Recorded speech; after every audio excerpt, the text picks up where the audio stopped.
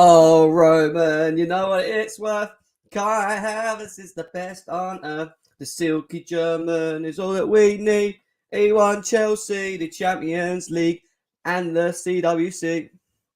Welcome back to GNA TV, guys. I hope you guys are well, wherever it is that you may be around the world. Match reaction to the Burnley game. Burnley versus Chelsea. Burnley 0, Chelsea 4. We're going to go through a couple tweets that I found. We're going to go through stats. We're going to go through player ratings. We've got all of that to come. And on top of that, we've got the panel. We've got people coming in today giving their thoughts and opinions of that big result, that big win, a win that Chelsea needed to win. We needed to do it. We needed that victory massively. We got it. We did get it, and that's the most important thing. And we're going to delve into all of that very soon. But please make sure that you smash that like button, guys. Share on all your socials as well. Let's share it on all of your socials as well. Subscribe to the channel. And before we move forward, let's cue that, when I find it, intro.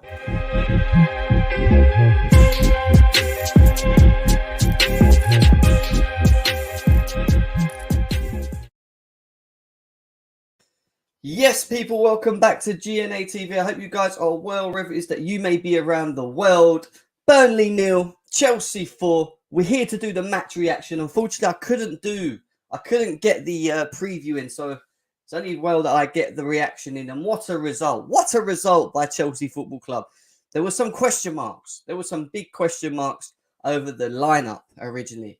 You know, people were a little bit unsure with Jorginho and Kante, unsure with Saul Niguez playing off the left. Some people were even questioning the fact that Mason Mount started today. Some people were like, Mason Mount, are you sure? But at the end of the day, and we're going to talk about it, we got the job done. It wasn't the greatest first half, which we're going to talk about more in a bit.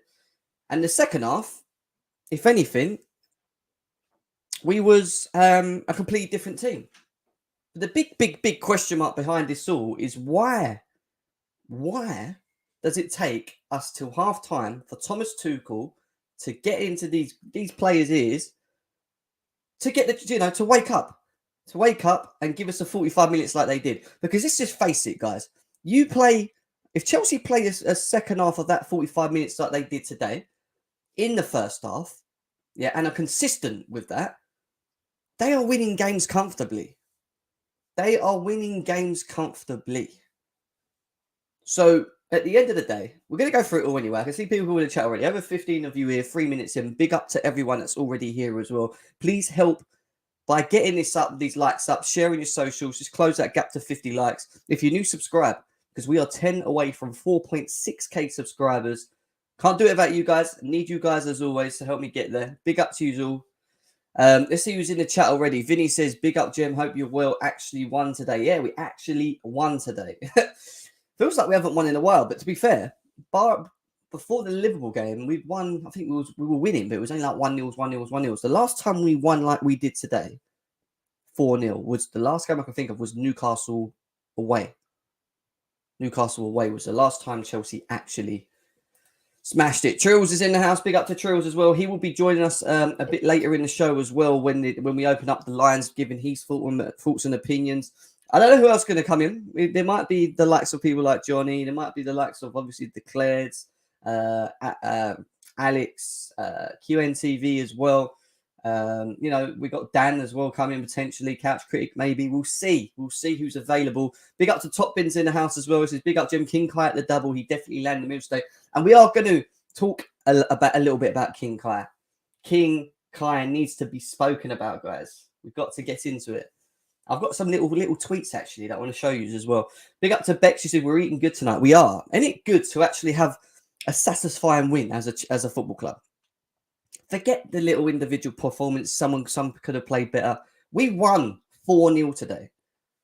And I've stressed for a while that this period that we're coming up to now, all the way to the end of April, is a massive period for Chelsea Football Club, because these are the periods where we can accumulate points. These are the periods where by the end of April we would have solidified third if we win all of them 5 or 6 games that we got, or potentially with a little bit of luck. And I know it didn't happen today with West Ham and Liverpool and West Ham, close the gap on Liverpool at least. Do you know what I mean? Close that gap, narrow the gap with what's above us as well in Man City. Big up to CFC Stephen in the house. Trill says, come on, Grizzly. Nice to see you in the house. He says, Chelsea, Chelsea. Big up to Couch as well. QNTV is in the house. Big up to him. Chloe is also in the house. She says, big up to Oluwasi. Nice to see you. She says, why don't we play like how we did in the second half more often? First half was peak. Exactly what I said just now. Also, Jem, why didn't Mount start?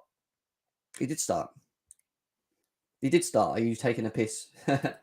Big up to Dusty Rhodes, who says, money! We've got Sasuke in the house. He said, any news on potential bids, Jem? Havertz is fire.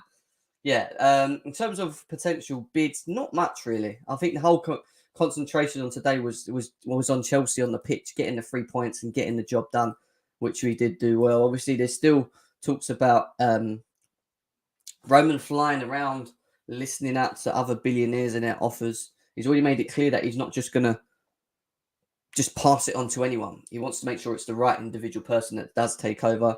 I did hear about an hour ago, or just less than that, Todd Bealey from America, his bid got turned away. His bid got turned away by Roman Abramovich. It was around 2.5 billion. So maybe Abramovich is holding out for that free bill. Let's see what happens. We'll see if they come up with a more improved bid. Thank you for the donation. As always, guys, we do have the super chat option as well, which does support the channel. Big up to Calby. He says, big up Jem, funniest trim on YouTube. Ha ha ha. Just curls, man. There's nothing much with it. It's just literally that I have curls. Big up to M3. Big up to Oluwasi. He says, big up Jem. We can't lose to those lads. Arsenal breathing down on it. Well, Arsenal have got Chelsea. They've got Spurs. And I think they've got Man City or Man United. One of the two. So they've got some hard games, No, don't do that. Last time that happened, I nearly blimming got myself in a bit of trouble. Jorginho was good today. To be fair, I was calling him to come off in the first half, just purely because I didn't think we needed him. And I'm going to talk more about the game in a second, actually. I just want to quickly go through. Stuart, big up to you. King James. And obviously one person we haven't spoke about yet is Reece James and his performances, because for a guy that's been out for that long, to come back in and perform in the way that he did was pretty impressive. Pretty impressive, And we all know as Chelsea fans that we missed him. We all knew that Reece James was heavily missed, but today just really summed up how important he was, especially in this system, the 3-4-3, or the 3-5-2, whatever you want to look at. Reece James provides so much from that position. The overlapping is what's key. And him and Mason Mount were doing a lot of linking in the first. Second half, Pulisic got pushed to the right and done a lot of that with Reece James as well. First half was frustrating. Second half was much better. Big up to you, M3. Liverpool Jam. What did I say for that? Liverpool Jam. Oh, sorry. Chelsea, Liverpool. Oh, you're talking about Arsenal. Yeah, Chelsea, Liverpool. So big up to you, Jules. Thank you very much. Captain James stepping up as always. Big up to Artem in house. His Chalobah had some shaky moments. He did today. I'm not going to lie. He did struggle. He did look like he was struggling to keep up with the game. The last time Reece James started, we beat Juve 4-0. And we won 4-0 again. And Joe, what? I'm so glad that we just literally put Burnley in a spliff. They are one team. I'm just happy that we just stuck in a spliff, man. Like, genuinely. Feels good. It generally feels good that we got that today. Seppa says just shows how important quality wingback / fullbacks are. It is in this system, Seppas. But big up to you as well. Anyway, says El Monstro. I heard something very funny today on one of the spaces where someone was basically comparing Christensen and Thiago Silva and saying that there's not real much difference when they're both playing in a central back position role. And I was just like, what? Are you sure? Like, there's a massive difference, man. There's a massive difference between them. Big up to Joy Boy as well. Big up to you. All right, guys, make sure we're getting them likes up. I don't know how many we've got at the moment. We've got 23 likes. Let's try and close that gap to 30, please. We are going to open up the lines as well. That will come very soon in the show to get your thoughts and opinions, guys. Let's go through the little bits and bobs that I've got, before we talk a bit about the game. So in terms of the game itself, we did win 4-0. And it was a pretty impressive performance in the second half. It's our two halves. First half, we were very slow, lethargic. I felt like the biggest issue with the first half was that the midfield wasn't moving the ball quick enough forward. And it wasn't just Kante, it was Jorginho as well. They were both hogging the ball too much. Wanted it to be released. Wanted it to be passed quickly into the forwards. And we wasn't doing that. We was asking our defence, the IEs, the Rudigers and Thiago Silvas, to come into the midfielder's position to try and play them balls long. And it just didn't make any sense as to why we were doing that. And then you look at, for example, in that first half also, Christian Pulisic, someone who I thought didn't have the greatest of first halves. You know, he came in deep, he found the space, picked the ball up, and his dribbling ability just wasn't there in the first half. And that's his strength. That's what you want to see from the likes of someone like Christian Pulisic. Pick up the ball, be direct, make it hard. Do you know what I mean? Make it hard and be direct. And he didn't do that. Mason Mount was finding pockets. Again, we wasn't playing the ball quick enough into him as well. So there was a lot of moments in that first half where you could sit there and go, typical Chelsea. Typical Chelsea, holding the ball too much, not releasing the ball quick enough. And it became frustrating. And one of the things I said on my voice note on Twitter, if you don't know, if you haven't got me on Twitter, my Twitter's in the description below. Click on that. We've also got the Discord community, which is where everyone that's in the chat now also talks, so you can go in there as well. Yeah, big up to Chris as well. Just see Chris. Big up to real Chris as well, man. Yeah, you know, not moving the ball quick enough. I was asking for Kovacic to be on the pitch. I was a little bit lost why Kovacic wasn't on the pitch in the first place. I honestly thought Kovacic would have started. He didn't. You know, he went for Kante and Jorginho. Saul Niguez playing on the left. It didn't worry me. Obviously, we only found out late that Alonso was injured. You know, the whole Alonso thing only came up a little bit later on for us. But, you know, at the end of the day, it was not a good first half, let's say. Burnley set up how we knew they were going to set up, making it hard for us Chelsea to break them down and get in between the lines. And they've done their job very well. What Chelsea had to do in the second half was what I was stressing about. If progressively move it quicker through midfield. Midfield was always looking for the easy ball sideways backwards. The second half, that changed. The forwards started finding themselves in this pocket of spaces quicker. And that's where you saw the likes of Jorginho, Kante, whoever, picking the ball up and playing it in quickly. On top of that, you then had the likes of Reece James, and then you had the likes of Saul Niguez, who, don't get me wrong, didn't have the greatest of games, but he definitely didn't have one of the worst games.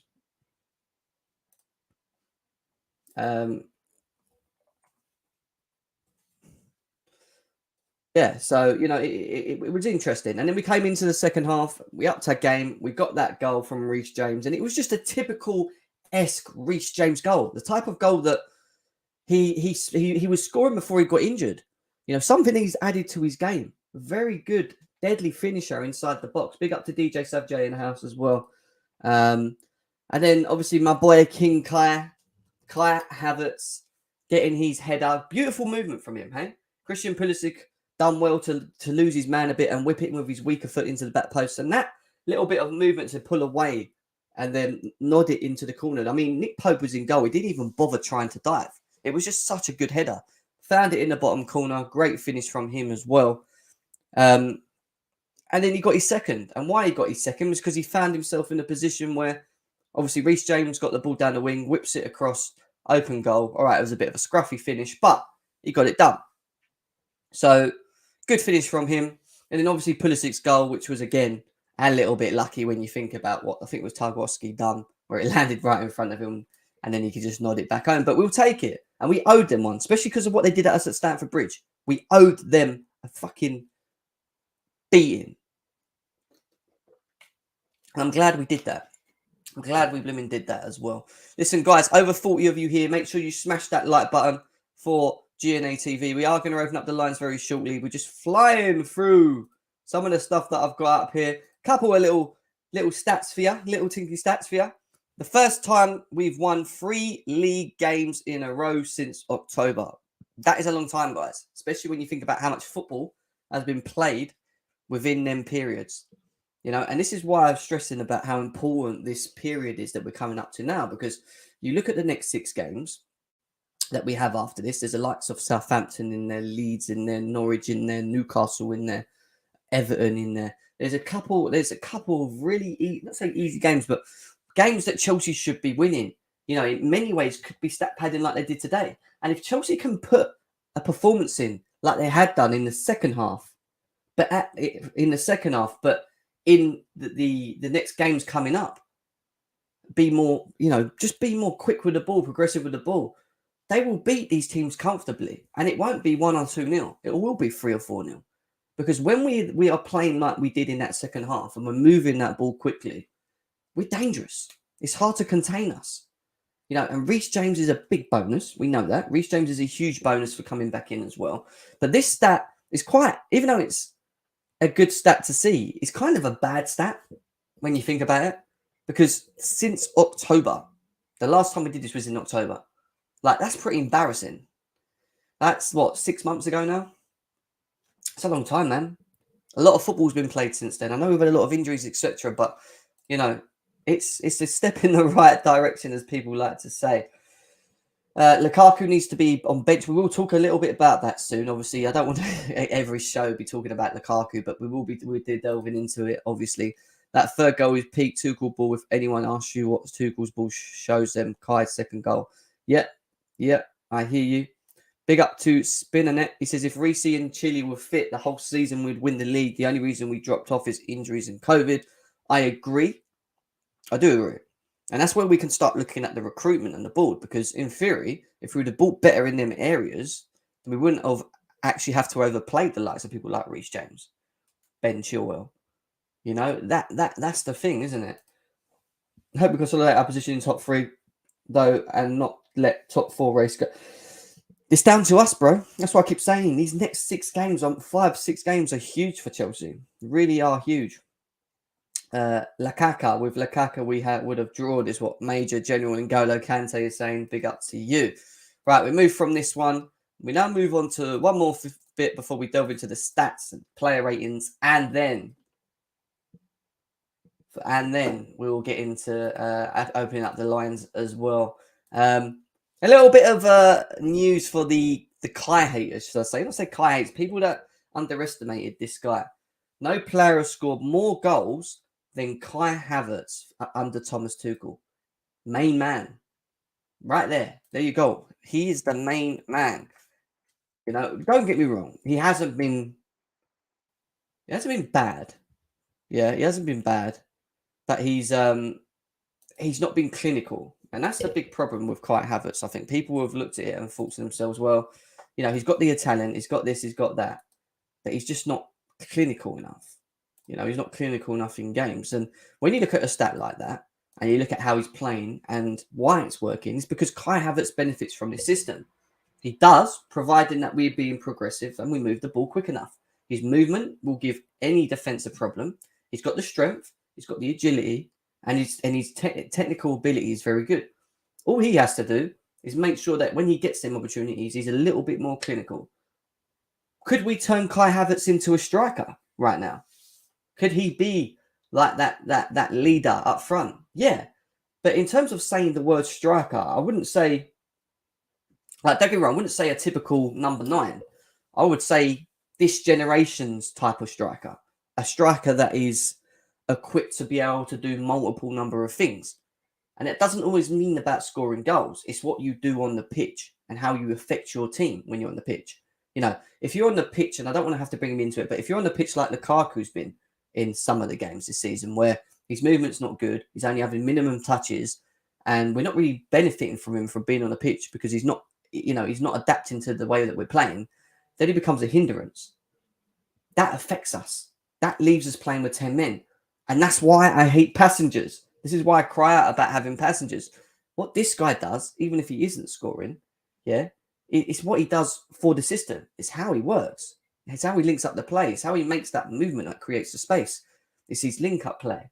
There's a lot to Kai Havertz's game. He's technically so gifted. It is literally next level. And, I've got one more stat here for you guys as well in relationship to Kai Havertz. But please make sure we keep smashing them likes. Over 50 of you guys here now. 19 minutes in. There we go. Kai Havertz when he starts as a false 9. Here we go. 12 wins, 2 draws, 1 loss, obviously in the final. But some people would say he was our best player. Some people wouldn't. 33 goals scored and 5 goals conceded. day and night difference. So that is in what? 15 games. We've won all 12. We've won more with him leading the line. We've only drawn 2. And we've only lost 1 of them when he's been in the team and he's led. We've scored 33 goals. So we've doubled the goals, over doubled the goals with him on the pitch. And we've only conceded 5 goals in 15 games. That, for me, is a massive stat. That is an impressive stat. What we got here? Bex is saying 5 of the 8 goals Kai has scored this season have been headers in the box, lethal. And yeah, he is, and he should be for as tall as he is. Hassan says he reminds him of Muller. Hear that? I do hear that. What else have we got here? Let's get to 40 likes as always. Let's do that. Please do that. We've only got 38 likes, so let's keep smashing them likes. Daniel says we play better without a striker. I agree. I think we do. Kai Havertz and Pulisic are forming a partnership. Good to see. I think they are, even though I still think Christian Pulisic is still not there. Like, he's still not 100% Christian Pulisic-esque, if that makes sense. Like, I just expect still a little bit more from him in certain moments. But yeah, it's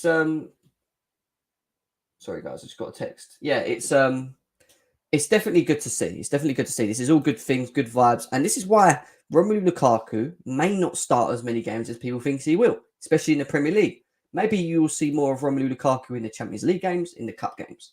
I don't know. Maybe that pressure of playing Lukaku's not there anymore, with Roman Abramovich potentially looking to sell the football club. Maybe Tuchel's now saying to himself, well, I'm just going to play how I know it is successful. You know, why not? Whatever works best for the team, I'm just going to do. I'm not going to just consecutively keep playing someone. And he did do that with Lukaku. There were games where we were all shouting for him to be dropped, and he started and he played 90 minutes through games. Wasn't working. And this could be a little bit of punishment for him, making him sit on the bench and looking at people like Kai Havertz on the pitch that are able to play well in the system. You know, maybe he does need to start looking at himself. Maybe he needs to start looking at how he's playing the game. You know, there's a lot of things. What's up, Chelsea family? We're still top of the league if Reece James didn't get... I know, Mr. HD. I know. Well, we've got over 50. Have we got 50 likes? No, we've only got 40. So if we've got 50 people here, we should be getting 50 likes, guys. We are going to quickly delve into, obviously, the match stats, and then the player ratings, and then the panel are coming in. It's going to be a good show tonight. We're going to have a good hour and a half on top of currently where we are at the moment. So make sure you just stay tuned. Get yourself some food, snacks, chill. It's going to be probably lively with certain individuals coming on. Chelsea have a 72% possession rate against Burnley's 24%. 11 shots to their 6. 5 of ours was on target to their 1. Off target was 2. We did have 1 shot. That don't make sense. Oh, right. We didn't have what? We had total shots 11, on target 5, off target 0. But only 5 of them were on target. So what would the other 6? Must have been off target. Anyway, 90% passing completion rate from Chelsea compared to their 67%. We had 2 corners to their 5. They had more corners than us.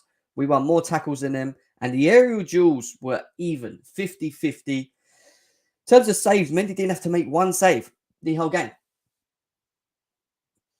He didn't, did he? Just thinking back about it now, I don't think he did. I don't think he actually did. Fouls committed, 12 to the 7. Fouls 1 again, 12 to us, 7 to them. They picked up 2 yellow cards, we picked up none. And it was, again, a decent performance, a better performance, especially in the second half. 100%. Right, guys, you know what time it is. It's time to do that player rating. Big up to the Demon in the houses. We play like a beast. Big up to you, my guy. Trent Alexander sweating now that a real right back is back, is what Moosa's saying. Thiago Silva made 2 massive blocks in the first half and clearance off the line. That's true. I forgot about that. I can't forget about that because Thiago Silva does that on a daily basis. That is Thiago Silva for you. That's how he rolls. That's literally how he rolls. Can we talk about Thiago Silva? We will. We will. We're going to get to it now. We're going to go through these players each and individually. We're going to rate them out of 10 as well. So I want you guys to get involved. El Padrino says, Gem 7, my guy, good win for the mob today. Big win for the mob today. And winning in style. All right, it wasn't a great first half, but the second half, we got it done.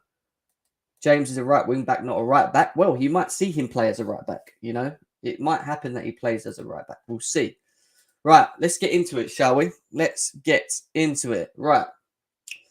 We are going to start with Edouard Mendy. In terms of rating for Edouard Mendy, I would say that he was probably, barring that punch, which could have been a goal, we could have been 1-0 behind, and we could have been in a bit of trouble there. You know, barring that mistake, I would probably say Mendy was a 7 because he didn't have much to do. I'll give him a 7.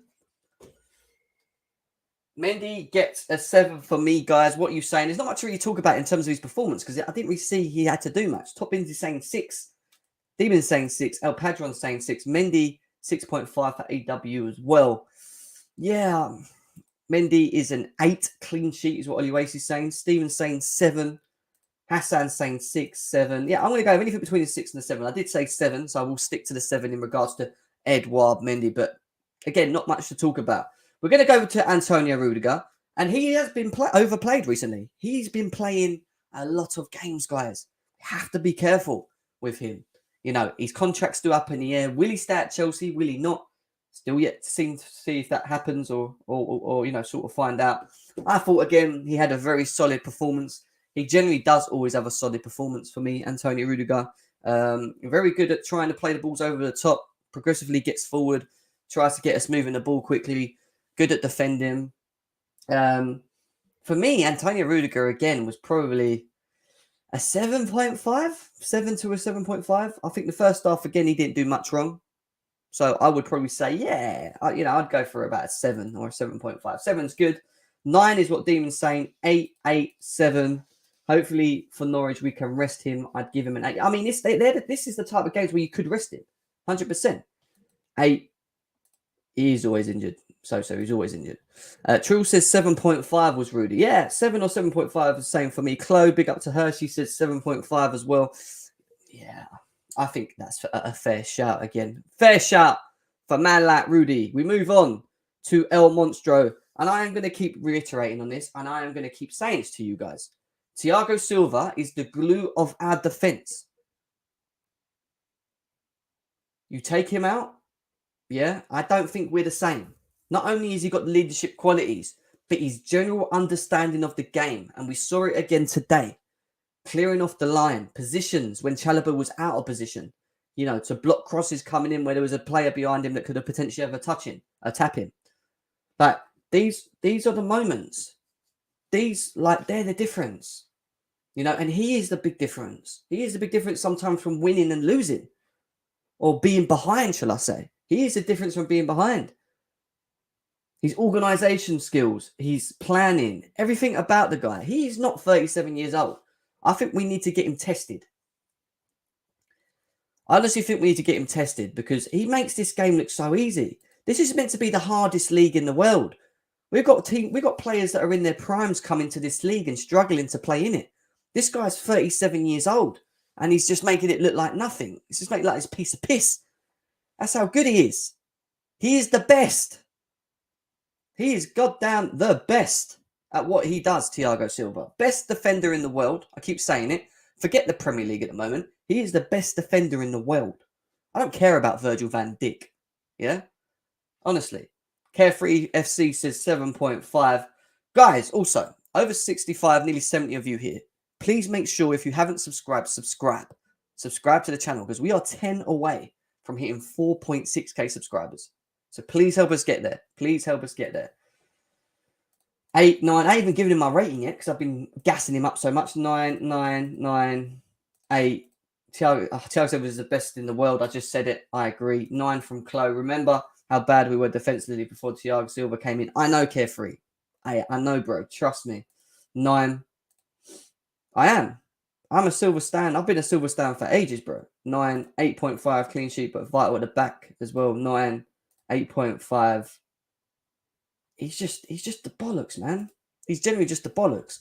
Chelsea is going to kick out of the EPL if the fans don't stop the nonsense singing Roman's name today while the Ukrainian support were being broadcasted. Only makes.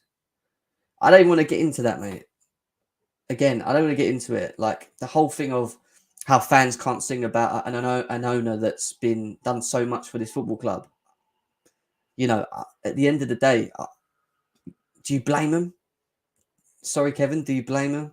Like, I don't want to get into politics, to be honest, because it kind of just annoys me. But anyway, we move.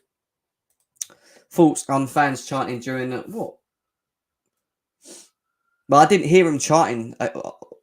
What did they do? Thoughts on the fans chanting Roman during the support of Ukraine? Did they? I didn't know they did that. I thought they were just singing his name because I heard them singing before we even kicked off. So I don't know. I don't know. You were lucky today, LFC for life. I don't know what you're getting on about. You could have been 1-0, 2-1, bro. What are you talking about? Same as when Paul fans sang "You'll Never Walk Alone" in the final shouldn't have been done. Yeah, well, listen, I'm not getting into it. Not doing it. This is just stupid. Like this is where it gets. This is where football gets stupid. That ain't true, is it?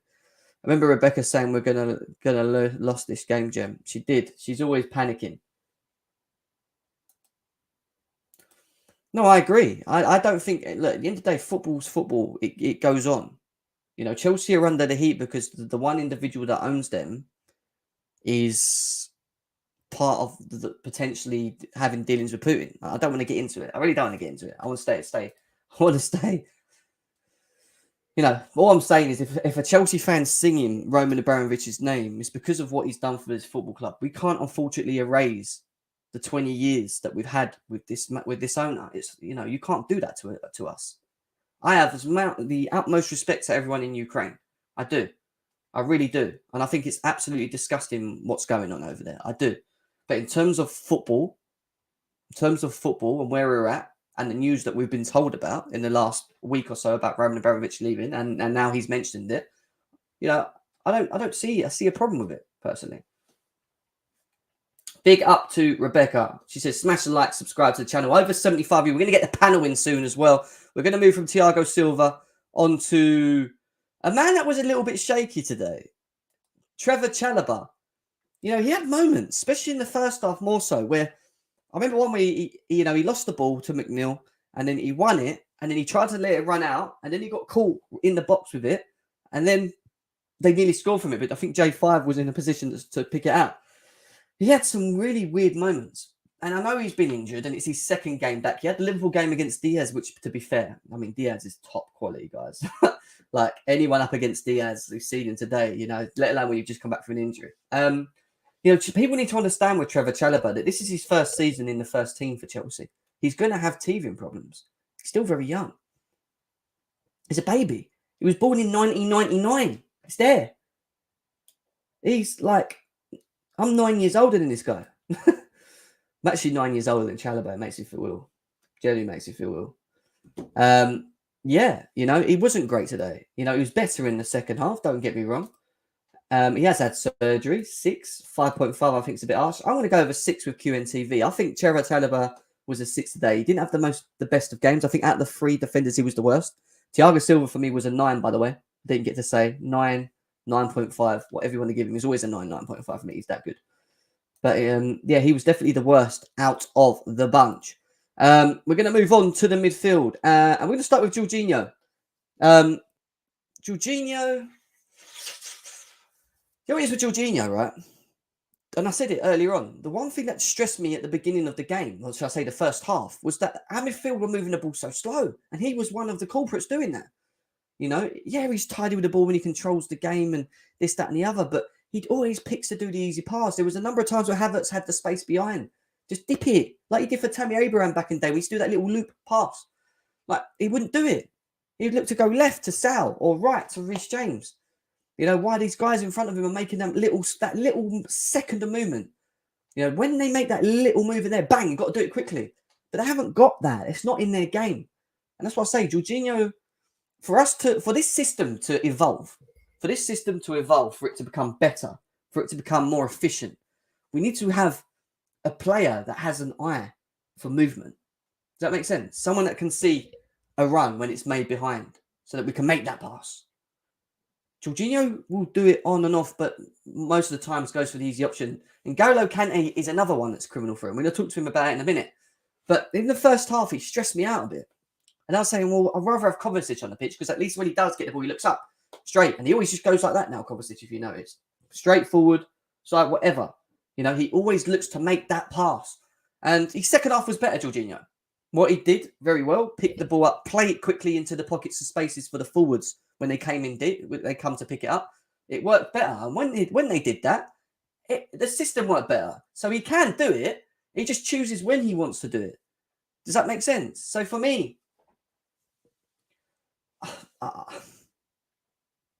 I'm old, man. I'm in my 30s now.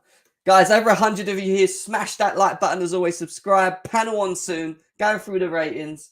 Big up to everyone on Take a CFC in the house as well. We didn't need him today, man. 6. Yeah, look, he wasn't atrocious. I'm not going to sit here and give him a 3 or a 4.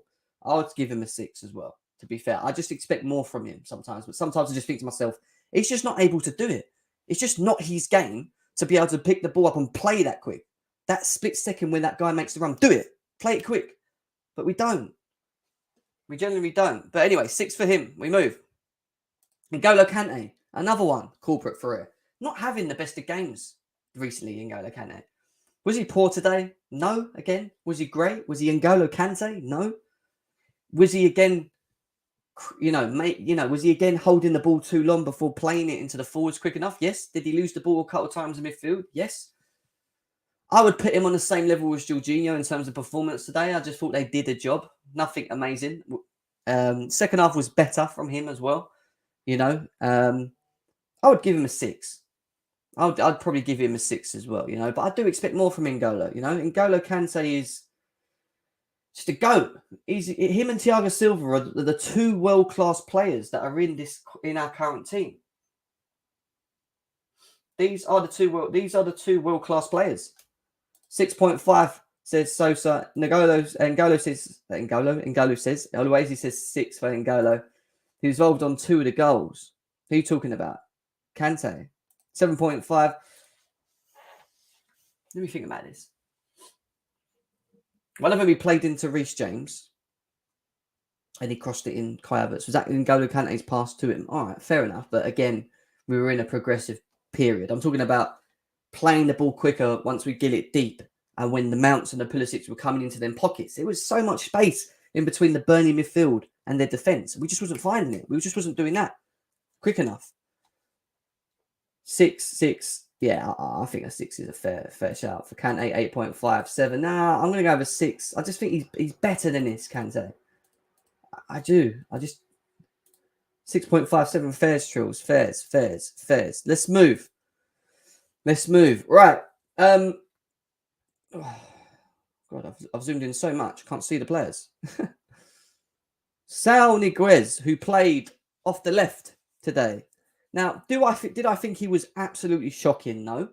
Do I think he was absolutely great? No. Again, I would say he was average. I'd probably give him a 6. Again, there's a lot of 6 today for me. No Alonso. We ended up finding out later in the game that he wasn't available. Do I think Saul Niguez will probably be asked to play there more now he's not there? Yeah. The thing is with this is that I think we can get away with Saul Niguez playing in that left position. I think we can get away with him playing it because we ain't got any options anyway. It looks like Tuchel's going to go back to the 3 system now. He's got Reece James, and I think he's got better himself in the Chelsea shirt as he's gone on. Terrible at the beginning, but he's just kind of just grown. I think for me, I said the last game against Lewin, for me he was the best player on the pitch, the man of the match. Today for me he was probably a 6. 6 is a fair one. 6.5. 6.5, 6.5, 6.5, 6.5. He's just stepped into our style of play. Yeah, and he's been asked to play in a different position as well. No. What I do think we can do is pick up consecutive amount of points in these next cuts 5 or 6 games. I think we can go on a run. Now Reece James is back in. If we can play like we did in the second half. Can we close the gap to Liverpool? Maybe. Depends on you guys. You guys have got a very hard fixtures list all the way to the end of April. Go and check it out. Will you burn yourselves out? Potentially. You'd like to play your same 11s. So we'll see. Big up to Chelsea fan in house. Jim, did you miss Alonso today? Hell no, Bex. I did not miss Alonso today. And like I said, Sal playing there doesn't really affect the fact that Alonso wasn't in the team.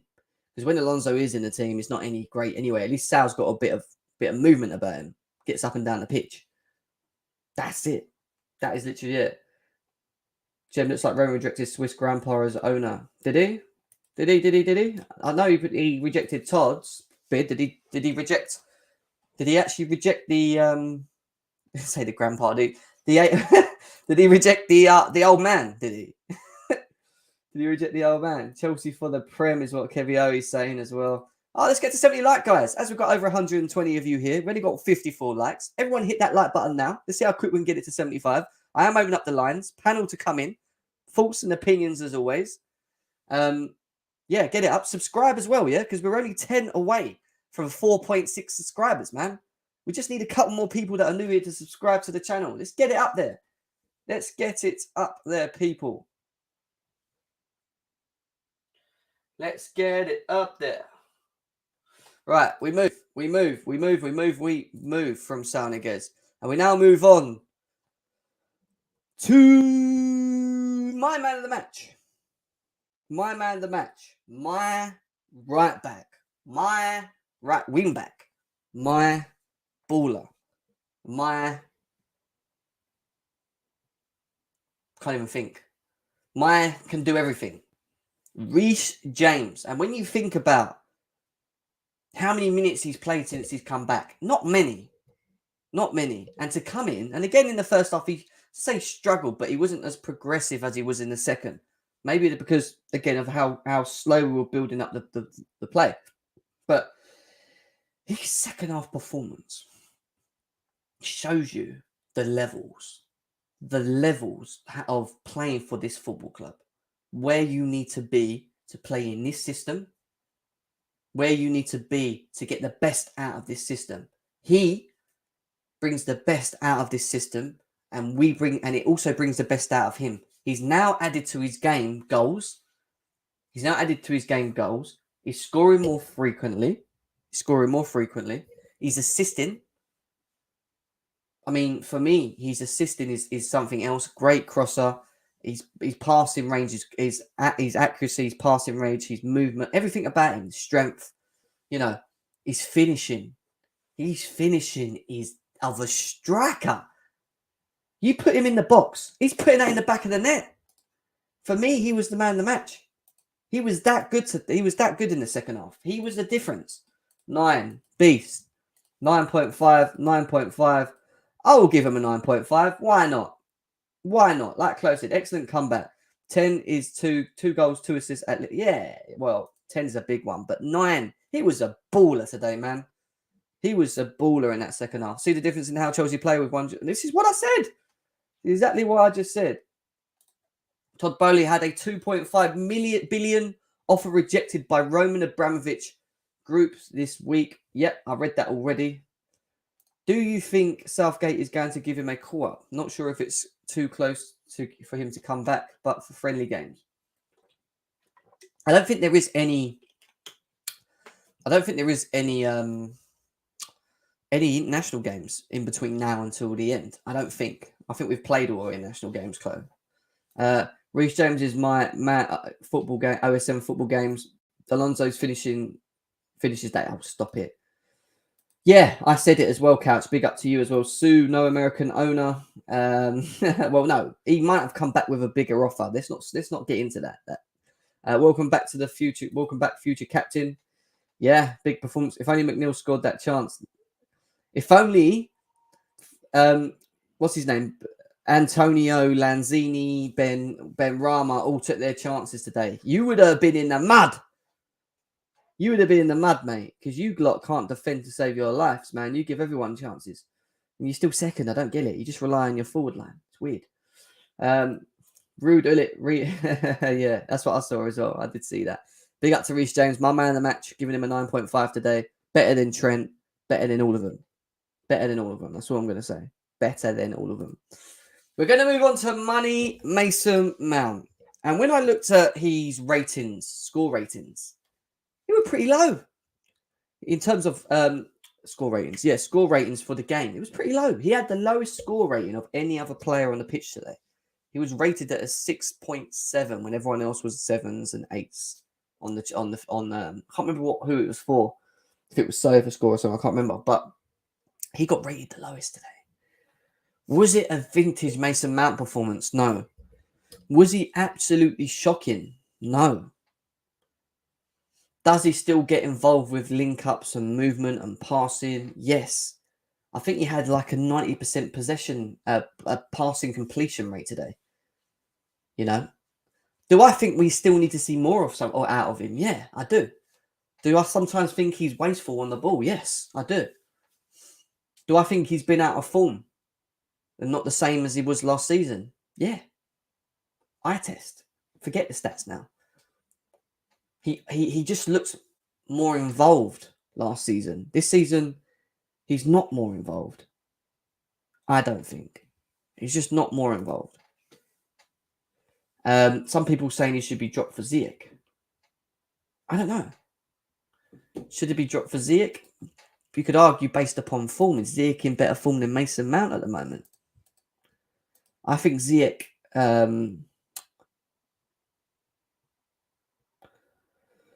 I think Ziyech is better in a 4 than what he is in a 3. I think Mason Mount suits this system better than what Ziyech does. I think the reason Thomas Tuchel prefers Mount in this system is because, like I said, he benefits in it. I don't think he had a great game, but I don't think he was poor. So I'm going to give anything between a 5 and a 6. I'll give him a 6. I'm going to give him a 6. I'm saying Mount's a 6. A lot of people saying 6 and 7s, 5s. Mount betas on rope watch 6. You know what? I'm not even the biggest Mount fan. I'm not going to lie. I'm not like, oh my god, I love Mason Mount. I actually love Kai Havertz more. I've always liked Kai Havertz. Kai Havertz has been. I don't have player agendas really, but if you had to force me to pick between Mount and Kai Havertz, I would always choose Kai Havertz, man.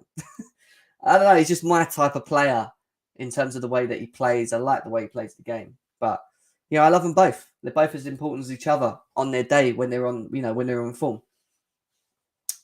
Mason Mount, he was a 5.5, 90% completion, lack of risk taking.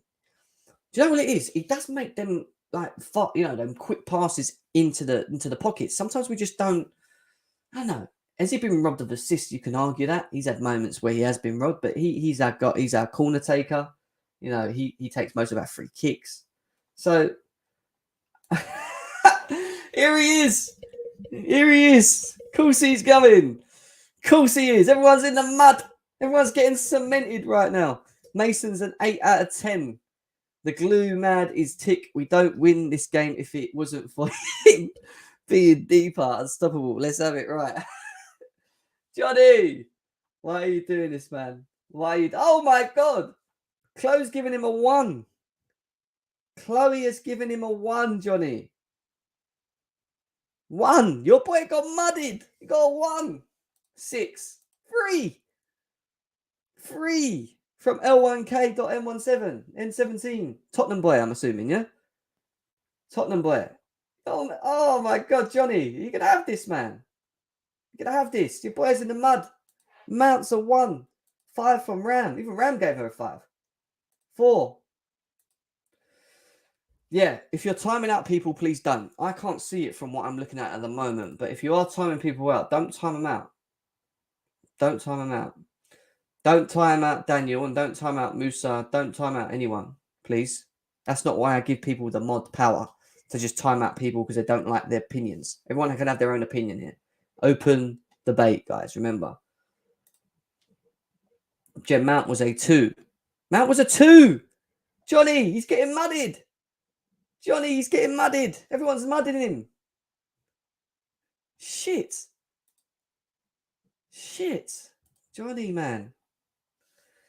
Where is Johnny? Anyway, we move from Mason Mount. We'll sit here all day talking about Mason Mount. I know Johnny's going to pop up somewhere at some point. Who we got left?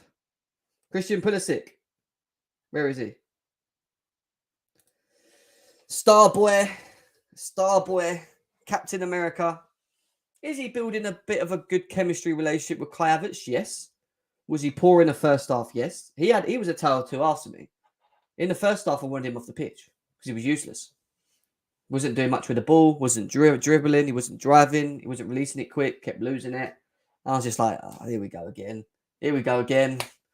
Like, please, like, come back. That Pulisic that we had in the first season of Lampard at the end, that player, come back. Because when that player's back, he starts.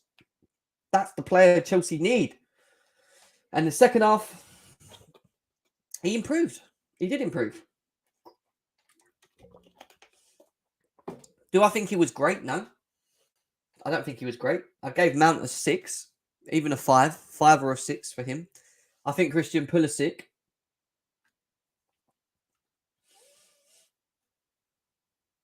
not letting people make jokes, Jem. Yeah, jokes is fine. There's nothing wrong with making normal jokes as long as it ain't rude. No, you can't time out anyone. Stop timing out people. Stop timing out people, man. Don't do this.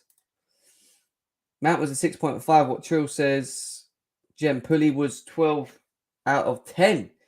Charlie thinks he was that good. Pulisic was an 8, 7. Mount, undroppable. He's the fucking glue, is what Johnny's saying still. He's still got Mount. Everyone's coming for him, Johnny, man. Everyone's coming for your boy. Minerals FC.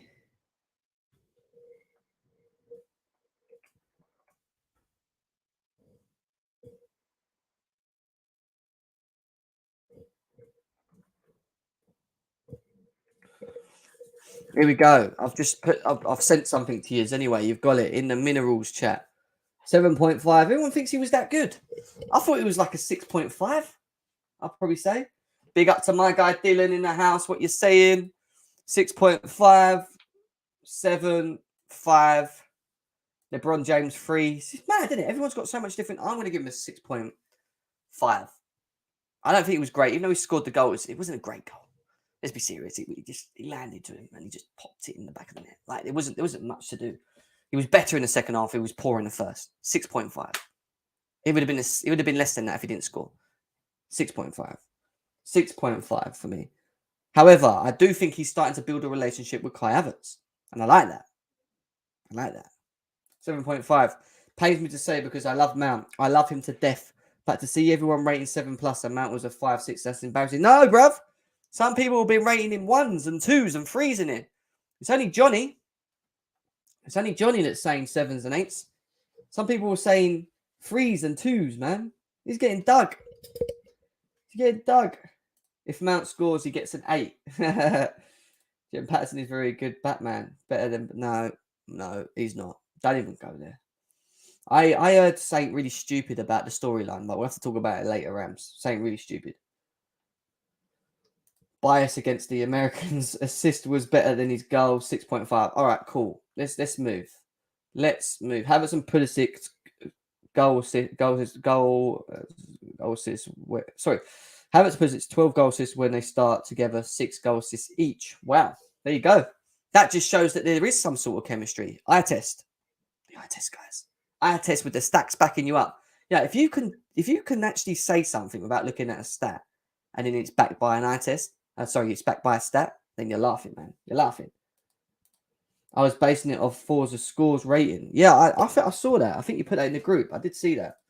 Nah, yeah. I mean, what Pulisic Mount? Oh, he's saying 7.5. Fair enough. Guys, if you're new, subscribe to the channel. We are 10 away from 4.6k subscribers. Let's make it on this show today. The panel are coming in soon as well. Straight after we do the last individual, which is Kai Havertz. King Kai. Oh, Roman, you know what it's worth. Kai Havertz is the best on earth. The silky German is what we all need. He won Chelsea, the Champions League. Oh, Roman, you know what he's worth. Kai Havertz is the best on earth. The silky German is all that we need. He won Chelsea, the Champions League, and the CWC. I added to it. See that? Champions League and the CWC. Big up to King Kai. How good was he today? How good was Kai Havertz today, guys? I want to know in the chat. How impressed was you with him? Do you now understand why he has to lead the line? Do you remember when I used to sit on here? Do you remember when I used to sit on here at Norwich when we played Norwich, this, that, and the other Newcastle game, Norwich game, when Lukaku and Werner were injured and we had to rely on him up front? And I said to you guys, even though he ain't scoring, he's still important to the system. He offers too much. And we were banging in goals. We scored like over 20 goals while Lukaku and Werner were out. And he was leading the line. Because it's not always about scoring goals, guys. Guess what? It's not always about that now. It's about how do you improve the squad? How do you make the system better when you're in it? Make yourself important. And today, he banged. He banged. And he banged. And Kai Havertz, and I showed you the stats. Kai Havertz has scored more goals than any other Chelsea player under Tuchel. He is now the second highest goal scorer for Chelsea behind Romelu Lukaku.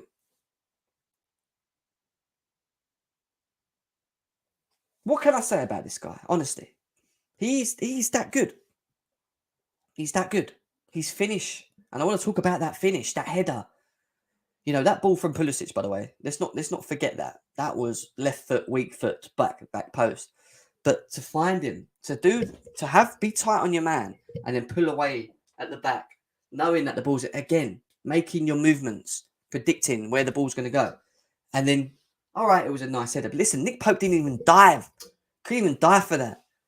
And then he gets his second goal. Reece James whips it across. It was a little bit lucky, hit his knee, whatever. I don't care. It's goal.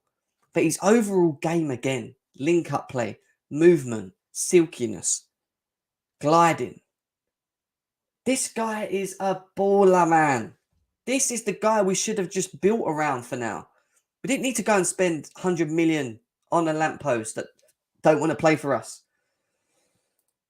We don't, Dylan. We could just build it around him. We've got it. It's there. We benefit from him in the system. King Kai is an 8. Brilliant header, good movement, right place, right time, both goals. He was better than Lukaku. Different gravy. King Kai, 100%. Lukaku's best game today on the bench. Big up to Wheezy, his back German crew. Came to stop by for a like whilst at the in-laws. Big up to you. Goam's in the house. This is King Kai finished Lukaku.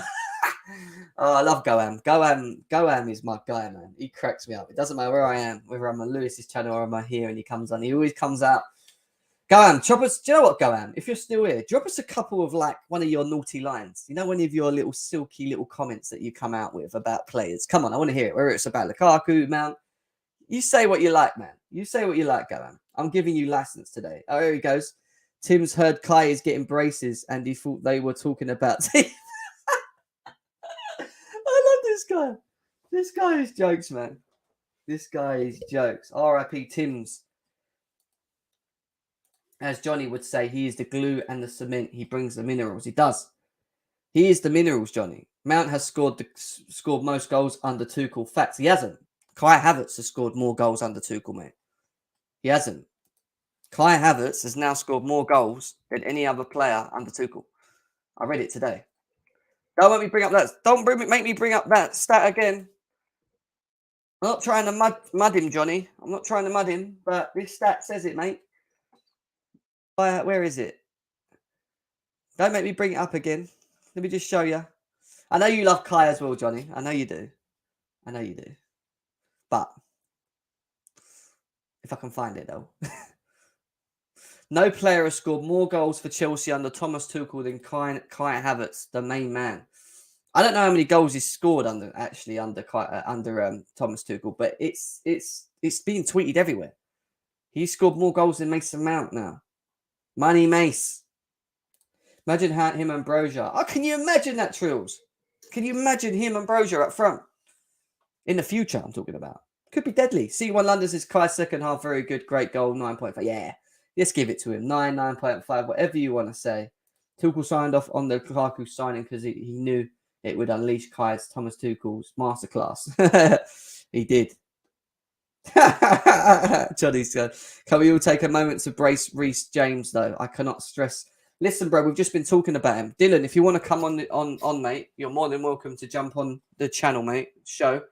I am going to put the link in, but I did promise some certain individuals the link before. So let me send it to them first because they asked me ages ago. Here you go. Where's Dylan? Let's give Dylan it. Let's see if Dylan wants to come on if he's available. There you go, Dylan. We give it to Dylan as well. We give it to Johnny if he wants it. Minerals. It's always good to have a bit of minerals in the ass. Who else asked for it? Who else asked me for it? I think that was it. I think that was it, guys. I think that was it. The rest, I'm just going to stick in the chat now. Mason Milner has finally achieved his final league goal form. Oh, go on. Keep going, mate. Keep going. I'll keep bringing them up. He cracks me up, man. Lukaku was clutch today. Literally. No Lukaku, no problem. Oh, let me see the Sports Wire as well. Let me see the Sports Wire, the link as well, man. All right. My guy Dylan is the first in the house. What you saying, my man? Yo, how you doing, mate? I'm all right, mate. I'm all right. How are you feeling after that performance? Tell us. You know what, mate? I can't stress enough how good we was. Like, for the first time watching this season, we was actually really comfortable in an away game. I think the first half we was pretty shit. We looked all over the place. But second half, we was just brilliant. I just thought we glued and gelled well together in the second half. But what I'm going to say is it just goes to show how much we missed Reece James in this team. Like, to have Reece James back starting, it just shows how much players like him and Chilwell we have missed massively in this team. Yeah. And but overall, I think it was brilliant to see Kai Havertz comfortably scoring goals rather than Lukaku struggling. That's brilliant as well. Overall, I just thought we were fantastic. Dylan, I've got a question for you, mate. I have got a question for you. I want to ask you about Mason Mount. What is your thoughts on Mason Mount? Like overall season and obviously you've come to me specifically because you know that I rep him. You're targeting me now, James. I don't like this. No, I'm not targeting you. I just want to know how you felt today, like on that. Mate. So basically, I didn't really watch the game. I was listening to it on BT Scores, so I didn't have any way of watching the game. So, but I was looking on Forza Scores, looking at the players' ratings, and I saw that everyone else was rated a 7 or a high. And I saw Mount was rated at like 6.4. And I was like, well, that just sums up his game today. Basically, an isolated man today, probably was not put in the right positions for him to play today. I don't know. I mean, it seems to be over the last few games, something hasn't clicked with him or something's not gelling with him. But the one thing I want to say is that I remember last year when we was under Lampard, there was a phase where Mason Mount went into where he lacked a bit of credibility. There wasn't so much of like the flow and the movement that suited his style of play, and he kind of went into this like situation where he kind of like melted off into isolation with Lampard. And then when Tuchel came in, he kind of like found that step and it like rebuilt him as a player. But now it seems to be like he's been pushed back into that hole again, where like he's going back down that position he was under Lampard. Yeah. I don't know what the problem is. I don't know if it's like we're setting him. Is there potential fatigueness in his game?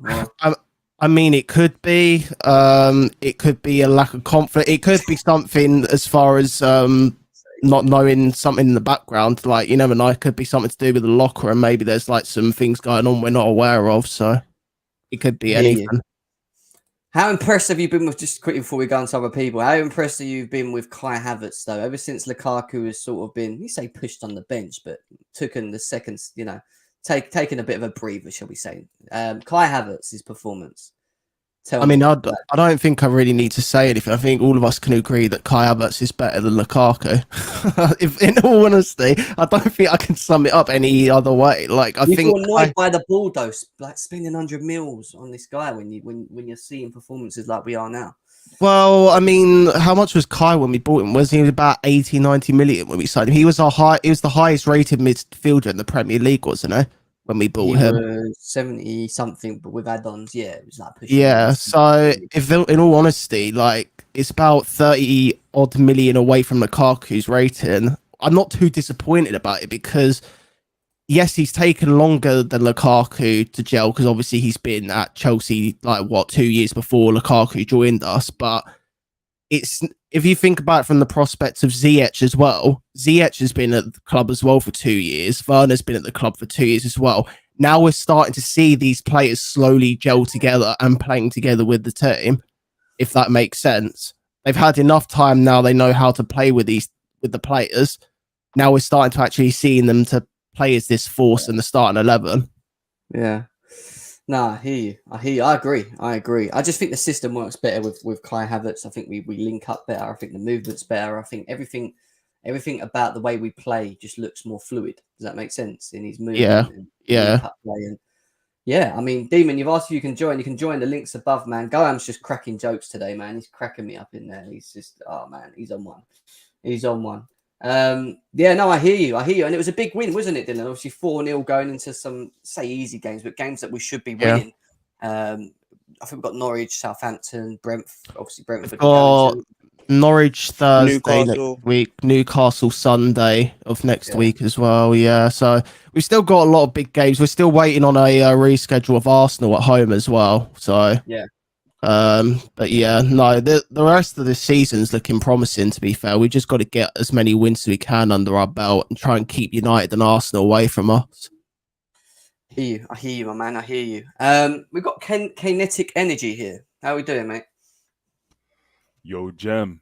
Oh my God, it's Blue Eyes, man. Oh my God. It's Blue Eyes. Richarlison. Blue Eyes. I'm about to come with that. You're ruined it now, Blue Eyes. You're ruined it. Jem, bro, how you doing, man? How you doing, Jem? I'm all right, my man. Long time good. since we've heard you on here. People been asking, where's Blue Eyes? Where's Blue Eyes, man? I'm back, Tell him. bro, yo. I've been around, bro. Been around your weekly daytime shows conflict with my work hours, so it's hard to jump on at that time. But I'll flip it around and make sure I join you once in a while, bro. Look, Bex, this is the welcome, Blue Eyes. Yes, Bex, yes. Like, hey, Bex. Bex. Where is Blue Eyes? I miss him. I need that Havertz. We need that Havertz run, you know, because you're carrying the Havertz lead, you know. Bex, so tell I us. see you. How you doing, Bex? Yeah, go ahead. Tell us about the game today, my man. Hey, man. Obviously, it was a good win. Absolutely. It was a typical business end of the season type tie. You know, that's exactly what you expect at this time of the season. The first half, obviously, like the commentators were saying, was overall pedestrian, very slow. But like the saying goes, if you can't score, don't concede. And we did not concede. So that was a very good platform to jump into the second half. And Jem, what can I say? King Kai, man. Kai Havertz. We've been saying it since day done. We've been saying it from day one. Thank you very much. We've been saying it for, I don't know how much more we need to shine the light on this young man who is still on the up, and he's still an up-and-coming talent. He's not even finished product yet. But let me tell you, this kid, that header, that glancing header, people underestimate that header. That header was a bad goal. Yeah, that was a bad goal. I tell you, absolutely.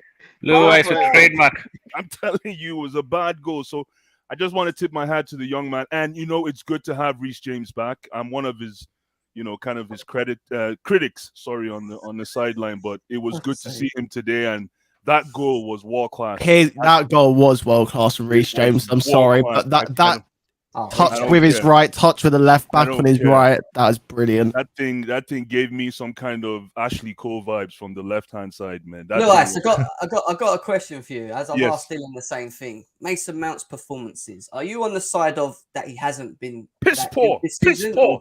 He has been piss poor. Yeah, he has. Jem. You know, I'm his biggest fan, but Mason Mount has been piss poor, below average. I'm not sure what happened to him. His trademark weapon in the past 2 seasons has been the half turn in front of the 18-yard box. I'm not sure what happened to that skill.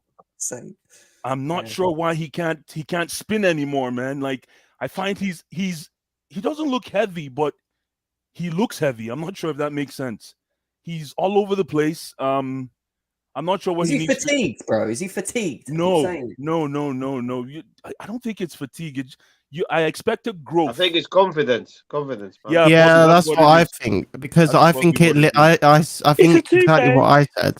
It links back into Lampard last year. He went through a space of losing his confidence, and I think that's where it's going right now. He's losing that confidence. 100%. I'm not sure what it is, but you know what? I hope he turns it around because if not, he might end up being surplus to requirements. And I can't believe I'm saying this. I'm serious. I can't believe I'm saying this. What do you mean by that? Because I hope Johnny's not he's listening. You right? really Johnny, want to expand on that? yeah, Johnny, I well, hope you're not surplus listening, mate. requirements in the sense, sports wired, in the sense that he could just be an impact player off the He's laying bench. him down. He might be an impact player off the bench. Like, It's his- Is his hair weighing him down? maybe that's what. Maybe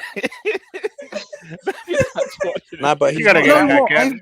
Do you know what? I've been players that- hearing this meme actually. I've been hearing this meme that ever since Mason Mount's got his new hairstyle, it's made him shitter. I've been hearing this meme everywhere.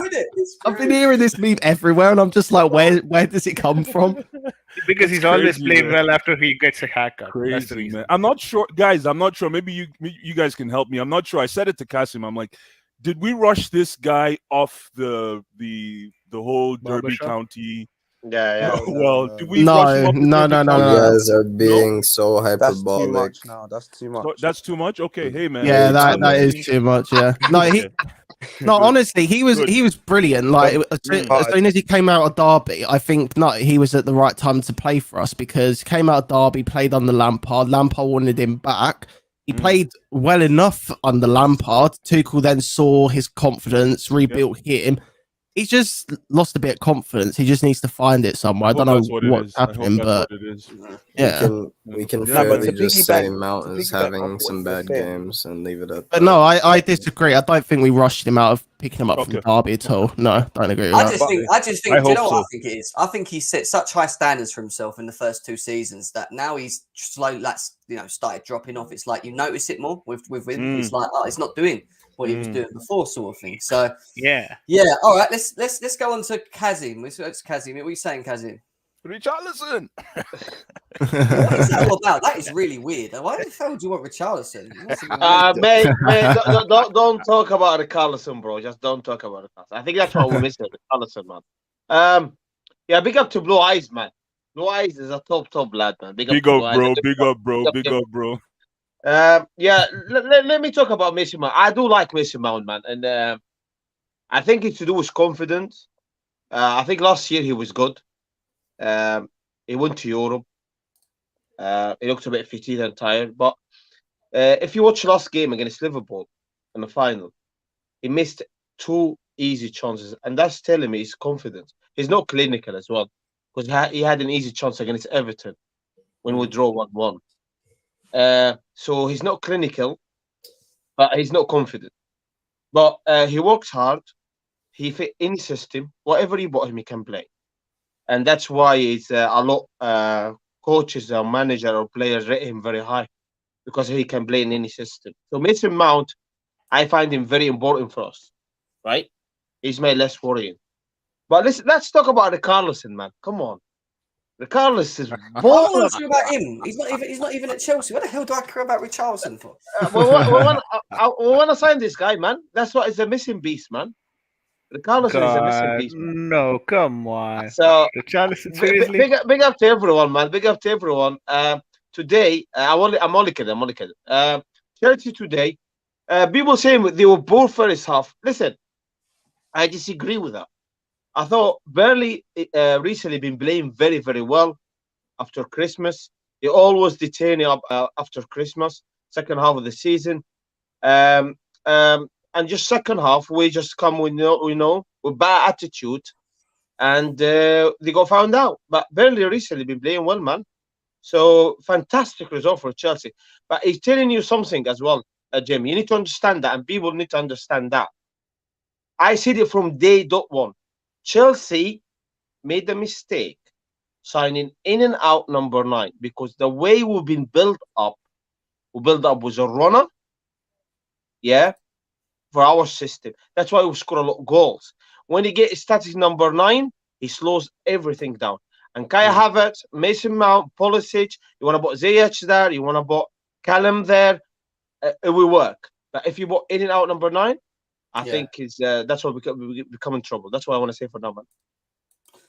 I hear you. I want to ask you one more thing before we go on to Trills next as well. Quickly, one second. We've got a donation from Goan. Thank you for the donation, bro. He says Mason Milner is like the dentist. He's necessary, but nobody likes him.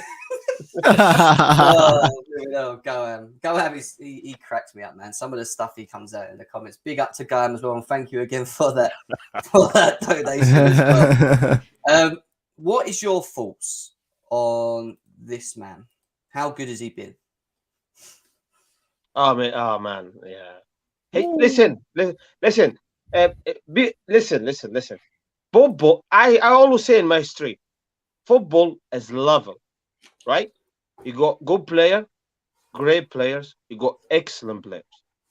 He hasn't got the pace, but he's intelligent. He can read the game, and he's a second and 2 seconds ahead of everybody else. That's why he's in the right time in the right place. And guess what? He's 37 years old. And people like Chalobah and young people will learn from this guy. If they really concentrate, they will learn a lot from this guy. Absolutely been outstanding, man. But listen, I want to talk about Reece James as well. Reece James, we don't want to gas him too much because sometimes he comes across inconsistent, right? He's got to be consistent and he be different play. Reece James. Yeah. He's not consistent for me. Why? Because he's got that ability to take one-on-one in different games, and he keep busting back, Jim. Right? I want him to run to play. That's why I've got a problem with Callum sometimes. We know Callum from the academy used to take one-on-one. He doesn't do it anymore. Pulisic. No, but James, look, that's the one thing that he has been before he'd been injured. He was assisting. He was scoring goals. He's if anything, you'd argue that he's been more consistent than our own forwards in what he's done. No, bro. I watch him in different games. He's got the kind of base a bit, and Bauer, he's a stocky lad, isn't it? Right? And he's got that trickery, right? And he's got a delivery on him, right? But he's got that attribute, Jim. And to me, he doesn't use it enough, right? He doesn't use it. If he use it, he'd be well beaten, man, in my opinion. Yeah, I think what Heiko Martin says is true. He's still developing. Consistency will come. I hear that as well. He is coming back from an injury. Maybe these next couple of games will tell whether if Reece James does really kick on, move forward. But I keep stressing, we can't be relying on Reece James to be the one that always scores and creates. We've got to have other ways of creating all the time. We can't just rely on him all the time. You know, and this is what that system does. This system needs him. And you saw it today. He comes in, he scores a goal, he assists, you know, and he's only been back a second. Do you know what I mean? So he's just different quality. But I want to go to where's he gone? Who? I did. Trills. What you saying? I'm here, man. I'm here. I mean, today, like Tuchel said, like we all seen, when we was missing Reece James, rivals were saying to me, "Oh, it's not the same as when Liverpool was missing Trent." When Liverpool was missing Van Dijk. I was arguing with them. I was like, Tuchel's system is so reliant on these wing backs. It's almost as big as a loss. Now that we have him back, and even though it is just one side, one half of our fullback system, people are now noticing, wow, this is a big difference. Because the drop-off from Reece James to Aspilicueta is magnificent. It's huge. I've never seen a right-back score that type of goal in this Premier League this season. So when you have a right-back that can do that, that can just make a chance themselves, oh, goodness me. We just need to manage his minutes now because he has to play our most important games for the rest of the season. Like, he has to. And in terms of chance creation, it's him and Ziyech.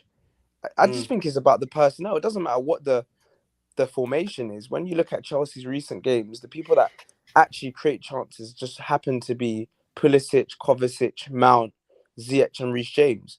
So those are the people that you want to give the ball to. And certain teams, you know, they'll do things to make sure that, you know, they cause nuisance to those players, double up on them, block, you know, the spaces. But today, Reece James just had a field day. He did. Quick thoughts on Mason Mount? The Mount's a weird one because I'm not someone who's, you know, always fighting his corner, but sometimes I do think players are unfairly treated when they don't score. Like, he had a poor performance and it was highlighted because he didn't score, but defensively, who else will do what he does defensively? Yeah, Who else that's will right. just, be an engine and press relentlessly? I can't think Yeah. of any forward that would just do that. That's why, when Thomas Tuchel wants to change things around, it's so easy for him to rely on Mason Mount to drop into the midfield because he's the only one that could do that role and to just give some energy and legs to the midfield. So This is why I kind of feel like it's hard to replace Mount as a player because even though if he's not very good attacking, he's probably one of the best forwards that's very good for the defensive play styles as well. This isn't disrespect to Ziyech or Pulisic, but I just feel like Mount covers going back better than them three as a whole. But this is why Mason Mount, and if I was his agent It's or if I was tenacious, his, isn't it? It's parent, tenacious. say that again. It's Yeah. tenacious. If I was That's his why- parent or his agent, I would be saying to him, listen, you need to keep stepping it up because Conor Gallagher is coming back and he will do everything Mason Mount does and more because he wants his spot. And we're seeing it right now for Palace. Say that again. No, I said preach. I said go on, and you're preaching a Reach sermon, like you're bro. doing it right, mate. You're Carry seeing on, it carry on. right. We're seeing him do this for Palace, and Tuchel's already said comments. What did he say? When he comes out of the shower, he's ready to play football. He's always ready. Something along those lines. Like he's hungry. And one thing about when you're in the starting position is you got to watch your back because there's people working hard to take your spot. Yeah. And it's happening right now to Mason Mount. He's had 3 bad games in a row. We're already saying why is he still starting? Before you know it, he's losing his starting spot to just a normal individual in our squad. Talk less of someone who's gone out on loan He's loving and his who son. every week is trying to perform to take his spot. Well, the only reason why he's playing at the moment is because players that would take his spot are injured. Cho would normally come into that place if he doesn't play as a right wing back. Ziyech is out with an injury as well. So who else are you going to play as a right winger? You can't really put anybody else out there, can you? That's true. We are very limited. And again, this is why I look at the recruitment again. And I blame the recruitment slightly as well, because, without Reece James and Ben Chilwell, the levels are just not there. We can't play the 3-4-3 because unfortunately, when we make our forwards play in that positions, it just limits them. They're not good enough. And that's why we switched to a 4 at the back. Now, the thing with Ziyech for me is that I think he's another one that's very suited based upon system. And like what you've seen with the 4 has worked in his favour because he can play in his more favourable position where he's holding out wide and being able to be productive. But when he's asked to play as the 3, I'm just not entirely sold on him playing. And that's why I think Mason Mount starts over him in that, because I do think with the 3-4-3, you need hard workers, you need movement, you need runners. And that's part of the reason why I think Mason Mount does get in the team over him. Yep. The second we signed all day long, Tchouaméni man, all day or long. CDM, we're not playing this system anymore. So Yeah. people's days are I've got a numbered on lift certain back for you, man. I've got a lift back for you. He plays for Brighton. Don't do it. Come on, don't Blue do Eyes. it. Who's that? Who's that, Blue Eyes? Cucurella, man. Listen, I don't want to talk about players Baller, that are man. not Chelsea, right? Don't do this right now. I don't want to hear about Richarlison. I don't care about Cucurella. I don't care about Lamptey. All I care about is Kai Havertz, all right? But I want to go to VJ. VJ, what are you saying on that? Hey Jim, hope you're all good. I'll make it very quick. It's 3 a.m. here, so I'm gonna get to sleep after this. But anyways, so wonderful match. I mean, the first half, of course, was not the way that I expected. Neither did I watch it completely. I watched it the last 10 minutes, and when I went to Conspace, he said, better not watch the rest of the 35. So the second half was amazing. First 10 minutes, 7.5 minutes, I guess, within the span of 7.5 minutes, we had 3 goals. Absolutely brilliant. The way that we, started stacking up goals was amazing. Burnley at some point did not have any idea as to what was happening because we were just all over them. Reece James, the first goal was probably the the time that we opened the floodgates. So good work, Reece James actually. And I still think Reece James need to improve, but then I'm pretty satisfied with the kind of performance that he is putting up, especially after a 2-month injury layoff. So he's coming in strong, and that's always a good thing for us. And we've been missing this, right? I mean, Chilwell and Reece James, both of these guys, we've been asking, them whenever they are in the team. We know how significant they are to the squad and how improved our squad basically looks. And one just when one person comes in, you can see the entire the way that we the way that we play completely differs, and that's probably what they bring into the game. It's not that Aspilicueta cannot do that. It's not that anyone who plays that right wing back cannot do that. But Reece James brings in a different sort of an energy and dimension. The problem that I have with Mason Mount, I just wanted to quickly touch upon that. I don't want Mason Mount to become another Trent, right?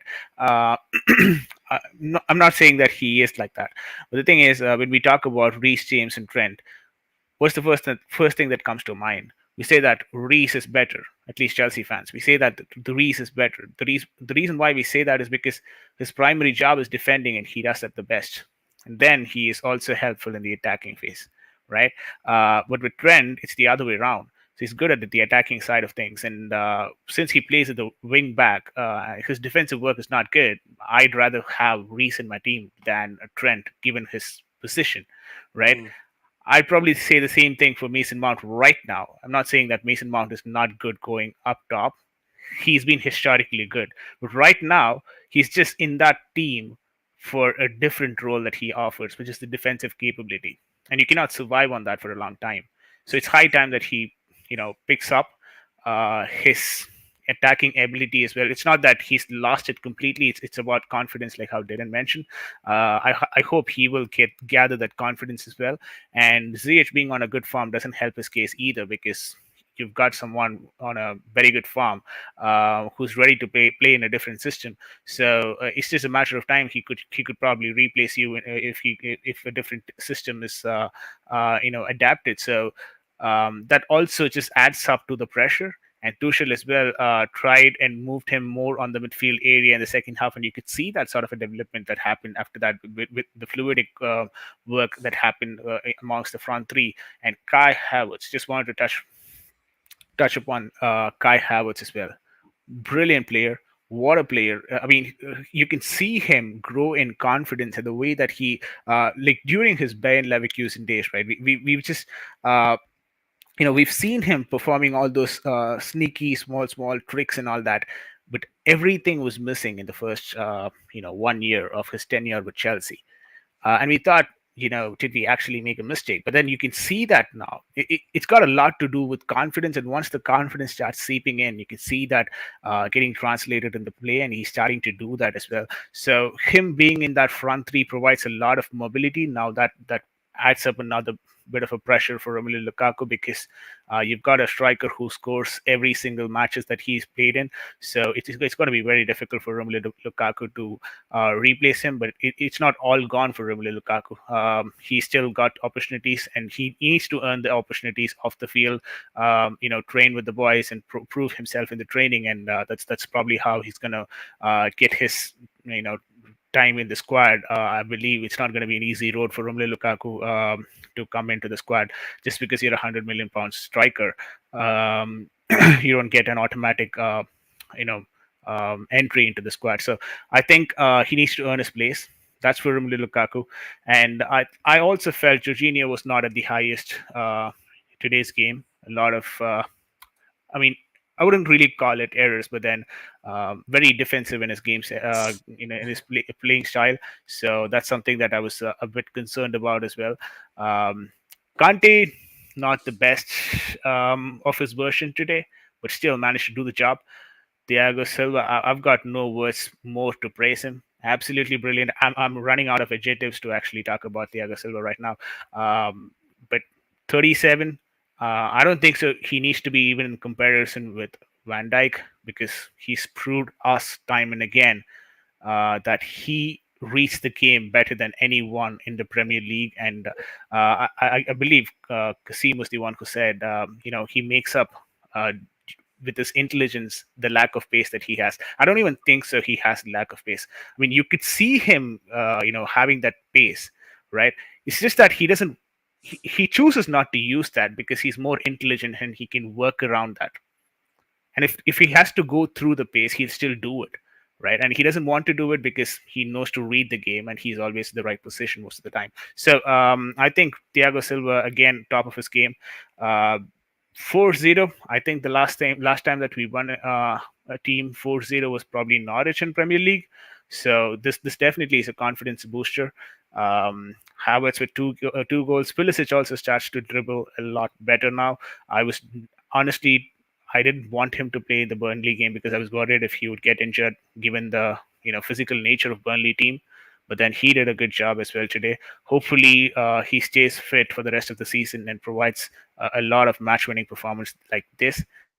That will be really helpful for Chelsea Football Club moving forward. That's not probably my 2 cents, but 3 or 4 cents because I've been talking for some time now. So thanks for having me, Jem. No worries, I'm man. going to hit the bet. See you guys then. Yeah, thanks for coming in, bro. As always, go and check out VJ and Sportswire as well on YouTube, guys. Big up to him as well. I had a message from Johnny just now saying he said he can't come on today, but he just wants to let everyone know that after what he's heard, he's coming for all of yous because you're all talking bangers and mash, is what he's just said just now.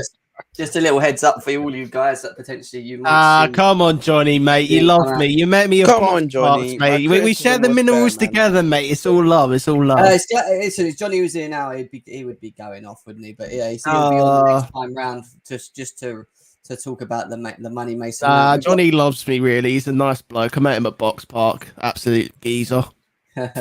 Trills, big up to you as well, man. Thank you for coming. I know you said you need to leave as well. Thank you for coming in as well, mate. Man. Yeah, can check him out on. Have you got your own YouTube? Yeah, I just started, man. I just started. What's it called? It's Trills 00, just like my name. Trills 00. There you go, guys. Check out Trills 00 on YouTube as well. Get them to follow me on Twitter as well, because they all took my Twitter account down as well. I was on 10K. Still managing to get it back slowly. Cool. What was it? Same again. Trills 00. Same again. Twitter as well. Trills 00. Go and check him out when you can, guys, as well. We're 9 away from 100 likes. We should be on 100 likes really now. We've got over 130 people here. Guys, come on, let's get this over 100 likes. We're also 3 subscribers away from hitting 4.6k subscribers on YouTube, which is massive for the channel. Please, we need 3 more people. If you're sitting there and you haven't subscribed, why are you not doing so? Subscribe to the channel, man. Subscribe to the channel. Secondly, big up to Amelia Lawrence as well, who's in the house as well. Shout out to her. Goam says, Johnny, I was just being honest about Banner Boy's performance. Please let me out of this basement. It's what Goam saying as well. Who hasn't spoke? Hassan, then. Hassan, we ain't heard from you, my man. Tell us. No, I'm just allowing people to talk. Can you guys see me properly? Yeah, I'm not bugging out. We can hear you, mate. Yeah, sometimes spaces on Twitter, on StreamYard and all this to say. I mean, what can you say, man? It's classic performance, I would say. I mean, I'm surprised we scored 4 goals quite quickly, to be fair. That's quite a rare sight. I can't remember the last time we have scored 4 It's Newcastle, wasn't it? Oh, no, Juventus. We won 4-0, didn't we? Yeah. That was the last time we scored 4. No, but we won 7-0 against Norwich as well. Was that before or after? No, that was way before. That was right at the start. That was like October, I think. Yeah. And then the last time we scored November. 3 or more goals. The last time we actually scored 3 or more goals in the league was actually Newcastle. And I mean, what team to do against a very physical side? I mean, the first half was classic Burnley, just whipping the ball in and trying to head the ball. And I mean, there's nothing much to say about the first half besides it being dreadful. I mean, we kicked on the second half.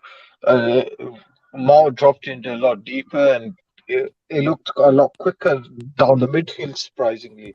I mean, surprised, but not really that much surprised. No, I mean, well, is the Mason Mount?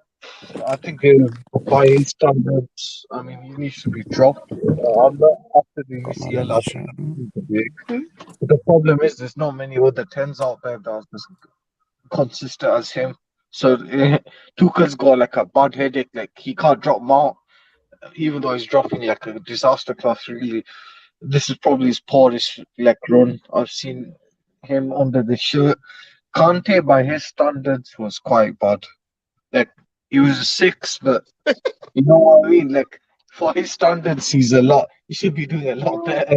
He has a lot of hype. Hassan, was Mason Mount I mean, we looked at obviously the ratings just earlier from I can't remember who it was from, but basically 6.7 rating. 6.7 rating for Jesus Christ. for Mason Mount was the worst individual rating out of any Chelsea player on the pitch. Was there anyone worse than Mason Mount on the pitch today? Yeah, Mason Mount. Honestly, I mean, the second one, no, I mean, everyone else was at least a 7, but like, it depends on how you call it in terms of bad. Because in terms of contest standards, he was quite bad as well. Like, but obviously, in terms of actual performances, Mason was probably the worst. I don't think there was anyone else that was as bad. And yeah, I mean, his performance and overall the last 4 or 5 games has been quite shocking, and he just needs to be rested. But the problem is we don't have fit or consistent tens. There's really nothing much to say about that, and it's just it is what it is. We move on to the next game. You got into a robot, Hassan. You sound like you're turning into a Terminator or something. You guys even know is still both. No, you sound like you're about to kill me. Arnie, I come kill you. No, I'm joking. Anyway, Callie, are you back? Callie, is Callie back? He did say he's got to shoot off for a second, so he still might not be back yet. Fair enough. Let's go back to Dylan. Dylan, I'm looking at obviously the games that we have got after Burnley, and I've been mentioning it a number of times. We've got a very blessed run when you think about it, all the way to the end of April. We've got the likes of Newcastle, Norwich. We've got winnable games. Literally, we've got Norwich, we've got Newcastle, and then we've got Lille away, which, all right, we're 2-0 up. So, you know, we still can't take it granted. We need to get the job done. Middlesbrough away as well in the quarterfinals. And then when you think about the Premier League games only, it's only Norwich, Newcastle, Brentford, Southampton, Leeds, and then West Ham on April the 23rd. And then obviously Everton. That's a good game. That's a big game. But in terms of the, 1, 2, 3, 4, 5 games there, is this a really good opportunity for Chelsea now to actually build up a consistent run of form? Because it's something we just haven't done this season, is it? Yeah, of course. I mean, with games like this, realistically, on paper, we should be winning them. The only concern I have, which isn't actually in the league, it's the Middlesbrough game, only because they've knocked out Spurs and United in the Cup. That's my only concern is, will they also be a bogey team for us and will they knock us out of the Cup? I hope not. I hope I'm wrong about that. But realistically, in terms of those 5 games that we should be winning, that's my only concern is that FA Cup game. Still, we're 2-0 up. I think we should be comfortable with our away leg to not bottle it and get the job done. Brentford at home. I mean, I think the only threat for Brentford for us at that game is Ivan Toney after his hat-trick today. He was brilliant today, Ivan Toney.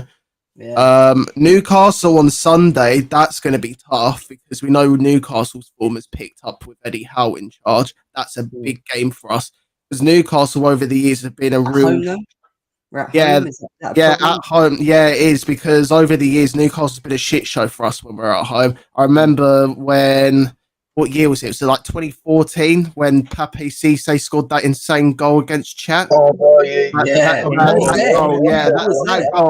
goal gives me nightmares from Newcastle. That does, and that was at home as well. Yeah, that was a home game as well. That's what I'm saying. Ever since then, Newcastle, for some reason, they always grab something away at home to us. I don't get it. It's something about Newcastle. They always manage to pick something up at Stamford Bridge. What about Brentford? Obviously, a game that we're going to 2nd of April. Is that a game you're confident that we'll get 3 points in?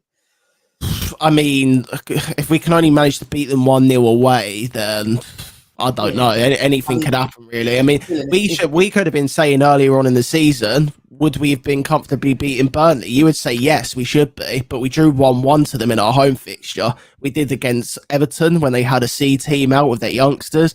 We drew to Brighton when they was missing a few people due to COVID like we was. Like, you know, anything can fucking happen. That's the thing. That's true. Southampton, and obviously Southampton are up and down team, aren't they, really, when you look at their form at the moment? They got absolutely slapped by Villa today as well. But they were doing well. They were doing well before that Villa game, actually. Southampton were picking up quite a lot of points before that Villa game. That's just the one slump they've had out of their last 4 or 5 games. I hear you. And then Leeds, and not worried about Leeds away. I think that's a game. No. Can we all agree Leeds are going to get relegated this season? I think they're going to get relegated. I personally do. Leeds they and didn't get good Northam, control of it. Burnley, man. We all wanted Burnley out. Let's be honest. They've been here for too long. Yeah, they have been, but so. I mean, Burnley. I don't want Norwich up because they're always up and down. I don't want Burnley up. Burnley deserve to go down. But I think if I had another team to pick, it would probably be Leeds.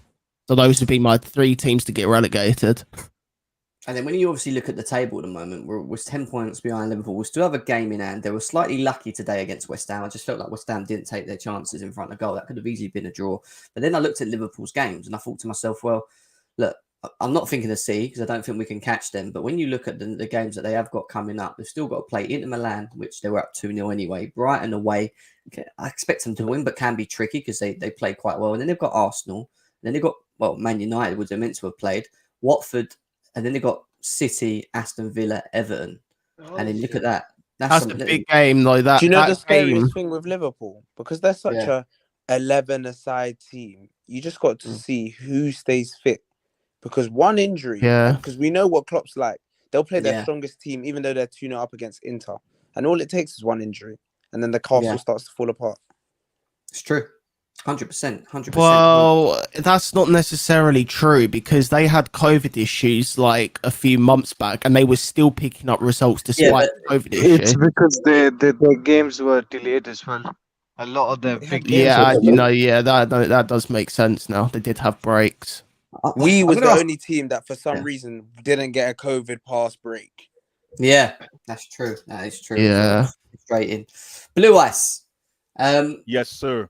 I'm looking at Chelsea in the league, and there's a lot of rivals that think that we could be dragged into a top 4 battle. What's your thoughts on obviously what you've seen in the fixtures list and based upon where we are currently at the moment? Fuck no. Well, I think you know what? Just to stay humble, I really do think we are in the top 4 battle, like you put it. But really, I really do. Because because we have our spoon in different pots of soup. We got Champions League, we got FA, and I think we're going to win the Champions League this year, gentlemen. I really do. Really? I think so. I think there's something in Come the air. on, that's it. There's something in the air, man. It's the thing. I'm still not convinced yet. I'm still not convinced. Like I need to wait and see who we got in the next round first. Last year, Dylan, and then look, all of a sudden we're in the final. Yeah, I know, but this is the thing, Gems. This is the thing, right? We need to see who we get after Lille, because after Lille, that's when we start getting the big teams. That's the Who top are you 8 scared of of? Wait, the Europe. who are you scared of? We're not in the top 4 race. Right, hang on. Hold on. We're not in the top Who 4 are you scared race. of to get in the UCL next round? Who are you actually scared of? Let me know. Oh, let me have a look. I need to pull up the I'm team. scared of Let me have a look. playing in the big Because games. I'll tell you this for free. Bex, Blue we're Ice going back with to that back. Bex, we're Goldilocks going back tail to with back, freaking man. I'm the telling you, porridge Bex. and all that. Jesus. Because Paul Merson, Bex, you gotta and Paul join the Merson ride is one right of those now, Bex. pundits who you may not always agree with, but he said Chelsea and Liverpool are his 2 favourites in the Champions League at the moment. He said City The only is a good teams, one. right? Looking at the teams right now, the only teams that I would be scared of is traditionally City and Liverpool, because those are the teams we have struggled with. Other teams, Bayern Munich, they're not even that strong this season. They've struggled in Bundesliga this year. I've looked at some of their results this season. They've dropped a lot of points this season on teams that they should be thrashing in their own league. So I'm not even thinking Bayern's a threat this year. Ajax, I think, would smash out the park. Benfica, I think the same. Atletico Madrid, I think against Alonso. Atletico Madrid we beat last year. Man United, I think we would generally win. I mean, we threw obviously 2 points earlier in the league to them, but United can be a both. But honestly, I think we can. Gentlemen, like I said, I think we win the Champions League this year. Blue Ass has called it. No, I'm telling you, man. I think we win the Champions League this year. My only concern, not to deviate from the question, Jem, is N'Golo Kante. He's suspect, man. N'Golo Kante is but suspect. he'll come alive when we need him to. You know? I hope so. man. I hope so, because we need to shine the light on. We actually need to look ourselves in the mirror and actually properly evaluate N'Golo Kante, because the reason I say this is he's our most important player. He's the blood in the veins for this team. And in the, like you said, Jem, I was listening to your monologue before we came in. Yeah. Like you said, his past 4 or 5 games, I don't want to say piss poor, because piss poor and N'Golo Kante don't go in the same statement. But Sopa, below average. Below average. So I'm not sure what's going on because I think he's our key player and we need to get him cooking as soon as possible because that midfield right now I find has a lot of holes in there. I hear you.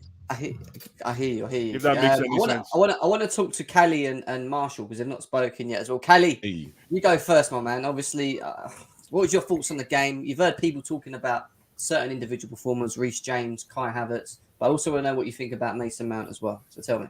You know me, man. Balanced opinion. First half was pretty poor in front of goal.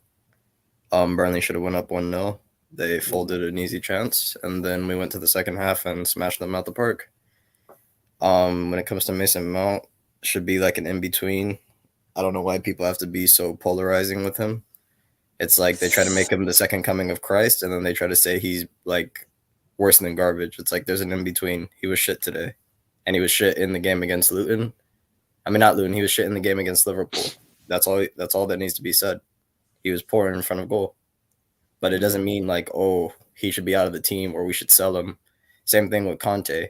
Does Ziyech deserve to be in front of him, though? That's my question. In front of who? In front of Mason Mount right now. Wait, who in front of Mason Mount? Ziyech. Yeah. In that position. Ziyech should be starting over Mason Mount based on form. Absolutely. Is Ziyech still trying to nurse off the knock that he took a few weeks back? Though? Is this why he's not starting? I'm not sure when it comes to Ziyech because Chalobah took a shot to the nuts and he played today, so I'm really not sure. Stitches. Man got stitches on the wiener, you know. Yeah, that's true. What about Kai Havertz and the Lukaku debates? We've been here a lot when we've been doing them. It's debatable. I can hear the shouts for Reece James, man of the match, because of both ends of the pitch. But if it wasn't Reece, then I'd give it to Kai. He's starting to finish these chances that we criticize people for, and he got to start over Lukaku for now. I don't know what we're gonna do with Lukaku, but yeah, it's just. Isn't it funny that Showtime's disappeared? He's not come out. Nathaniel's not here. Where are all these like Lukaku? You notice there's no yelling. No yelling because the people who are trying to champion their Mounts, their Lukakus, their everybody, they're down in the mud right now. So it's like I got a question for you guys. Yeah, go on. But yeah, big up yourselves, guys. Big up, Kelly. You see, Saul. Number one, what do you think of his performance today? And going forward, do you think if he's consistent, he could take Alonso's place at left wing back? Very good question. Really quick, I wanted to say that we did this with Sar.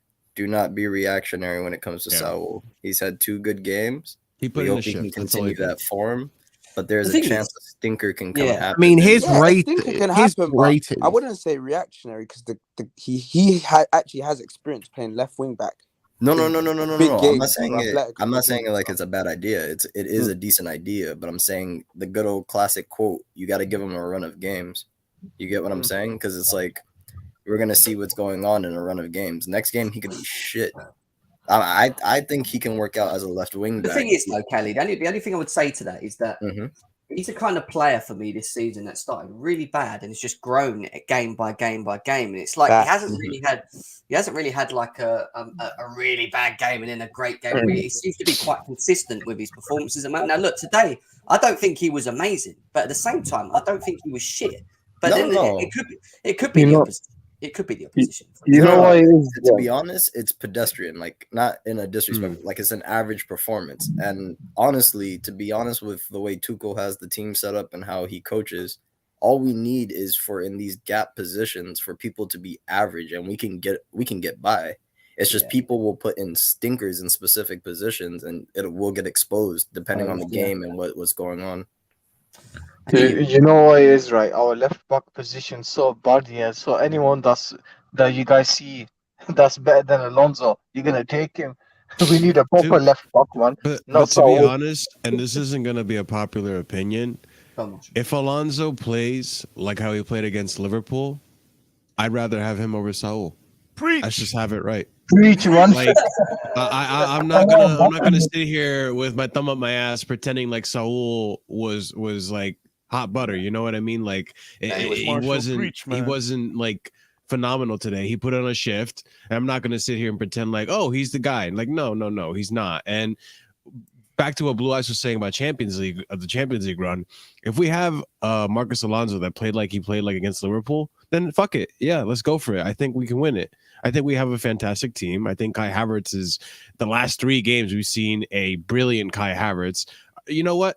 Fuck it. Because he's been brilliant for the last 3 games, those things stack up. He overrides everything. Man of the match or Kai Havertz. I don't care. So basically, because Kai Havertz is back, we're winning. We're winning. We just need to I think the biggest issue we had last season was that, and this season too, obviously, and you guys know it, we can't finish our chances. We create so many, we can't finish our chances. Now we're finally getting this Kai Havertz who, I'm not saying he's the guy now, but he is finishing chances. He's gotten better since last season. You see the game he's playing. He's a lot more physical. You see the physicality he's putting into his tackles, his challenges. When he gets the ball, he's putting his body in line. Like, we didn't see that last season. On top of that, he's always moving around all the time. It's benefiting, players like Pulisic, players like Callum, players like even Romelu to a certain extent. Werner. Yeah. They're all benefiting from Kai Havertz's movements and the passing he has and all his ability.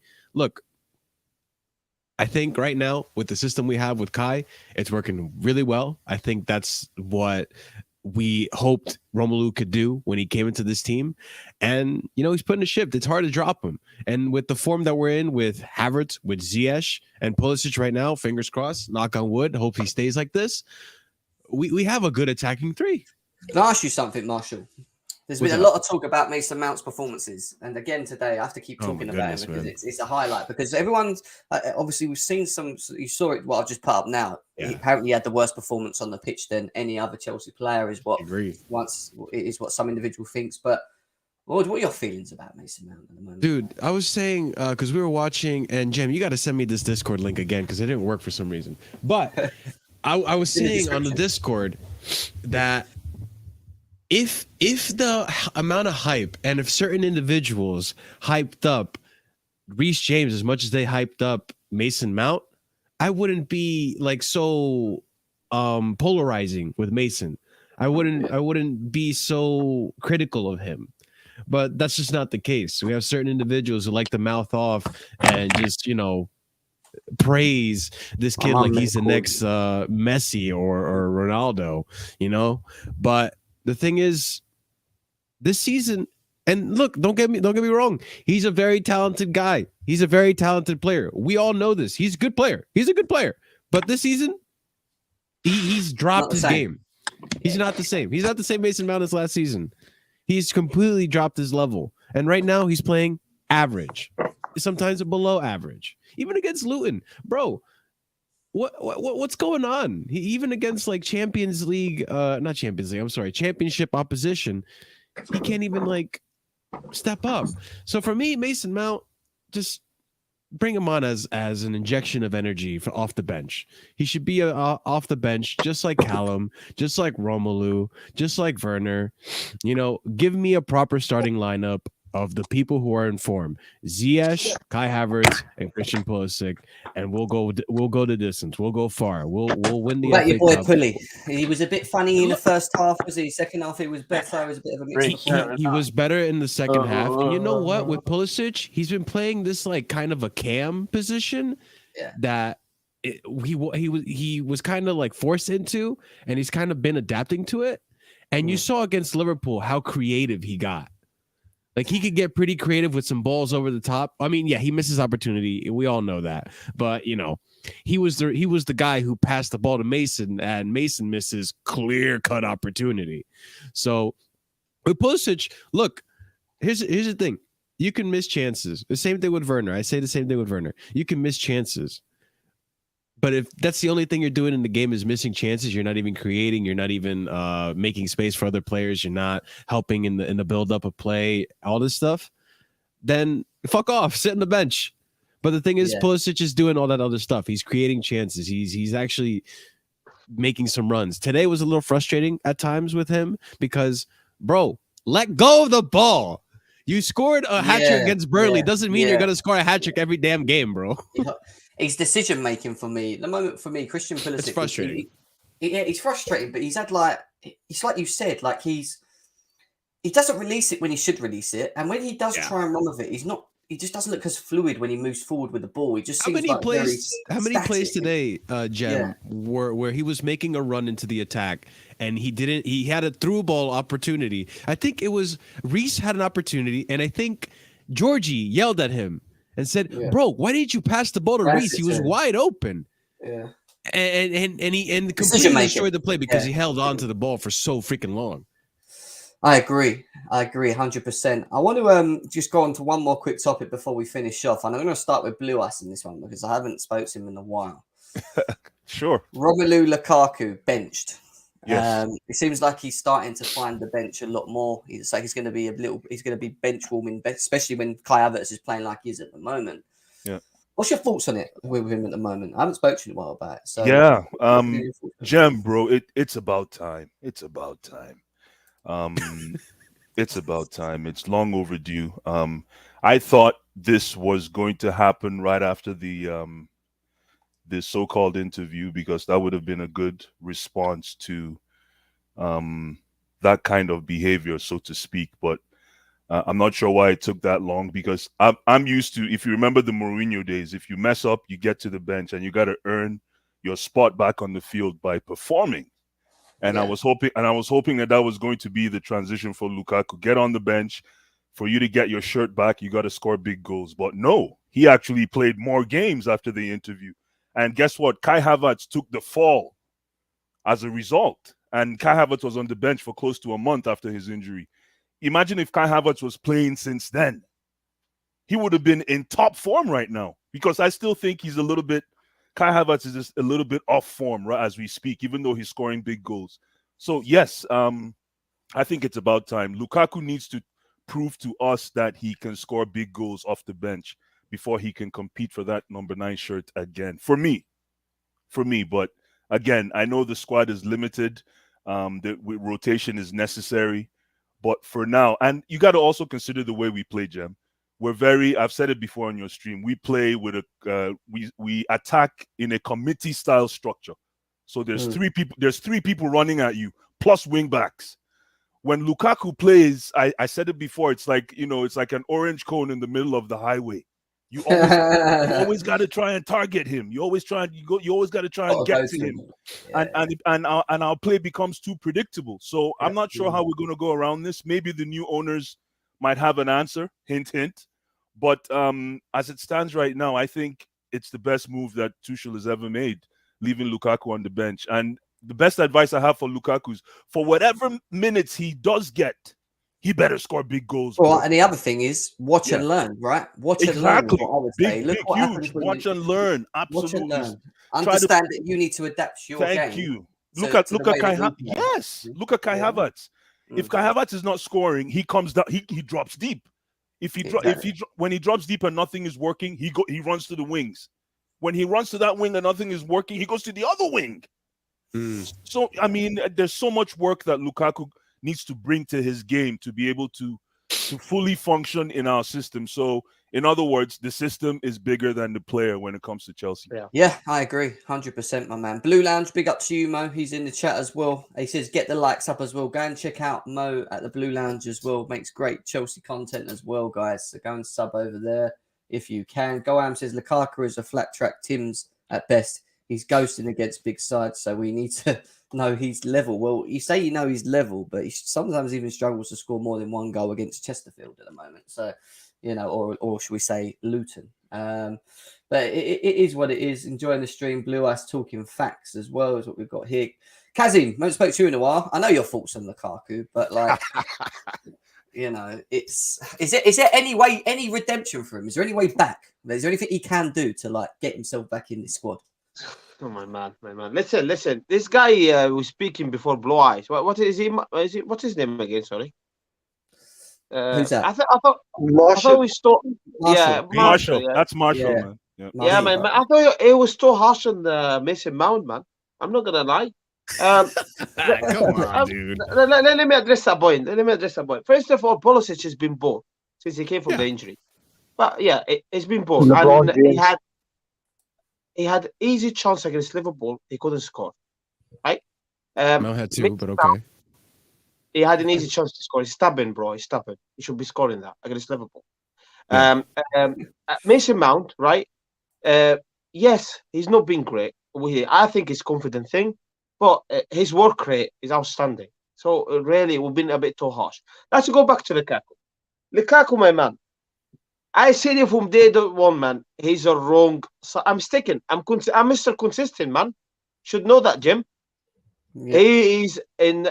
We signed the wrong man, unfortunately, and he's not gonna get any better because the way we've been built up for the last 4 years, buying the young players with technical ability, i.e. Mason Mount, Pulisic, Kai Havertz, Calami goes there.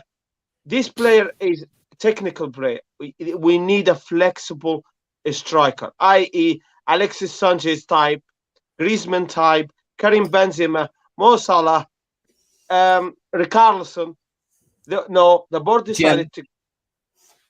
You need me as well. You need me up there. Jim, yeah, I didn't want to play football, bro. But yeah, the board decided to go in and out number 9, and unfortunately, it's the wrong signing. So no, it's not for me. I think time for him to move on.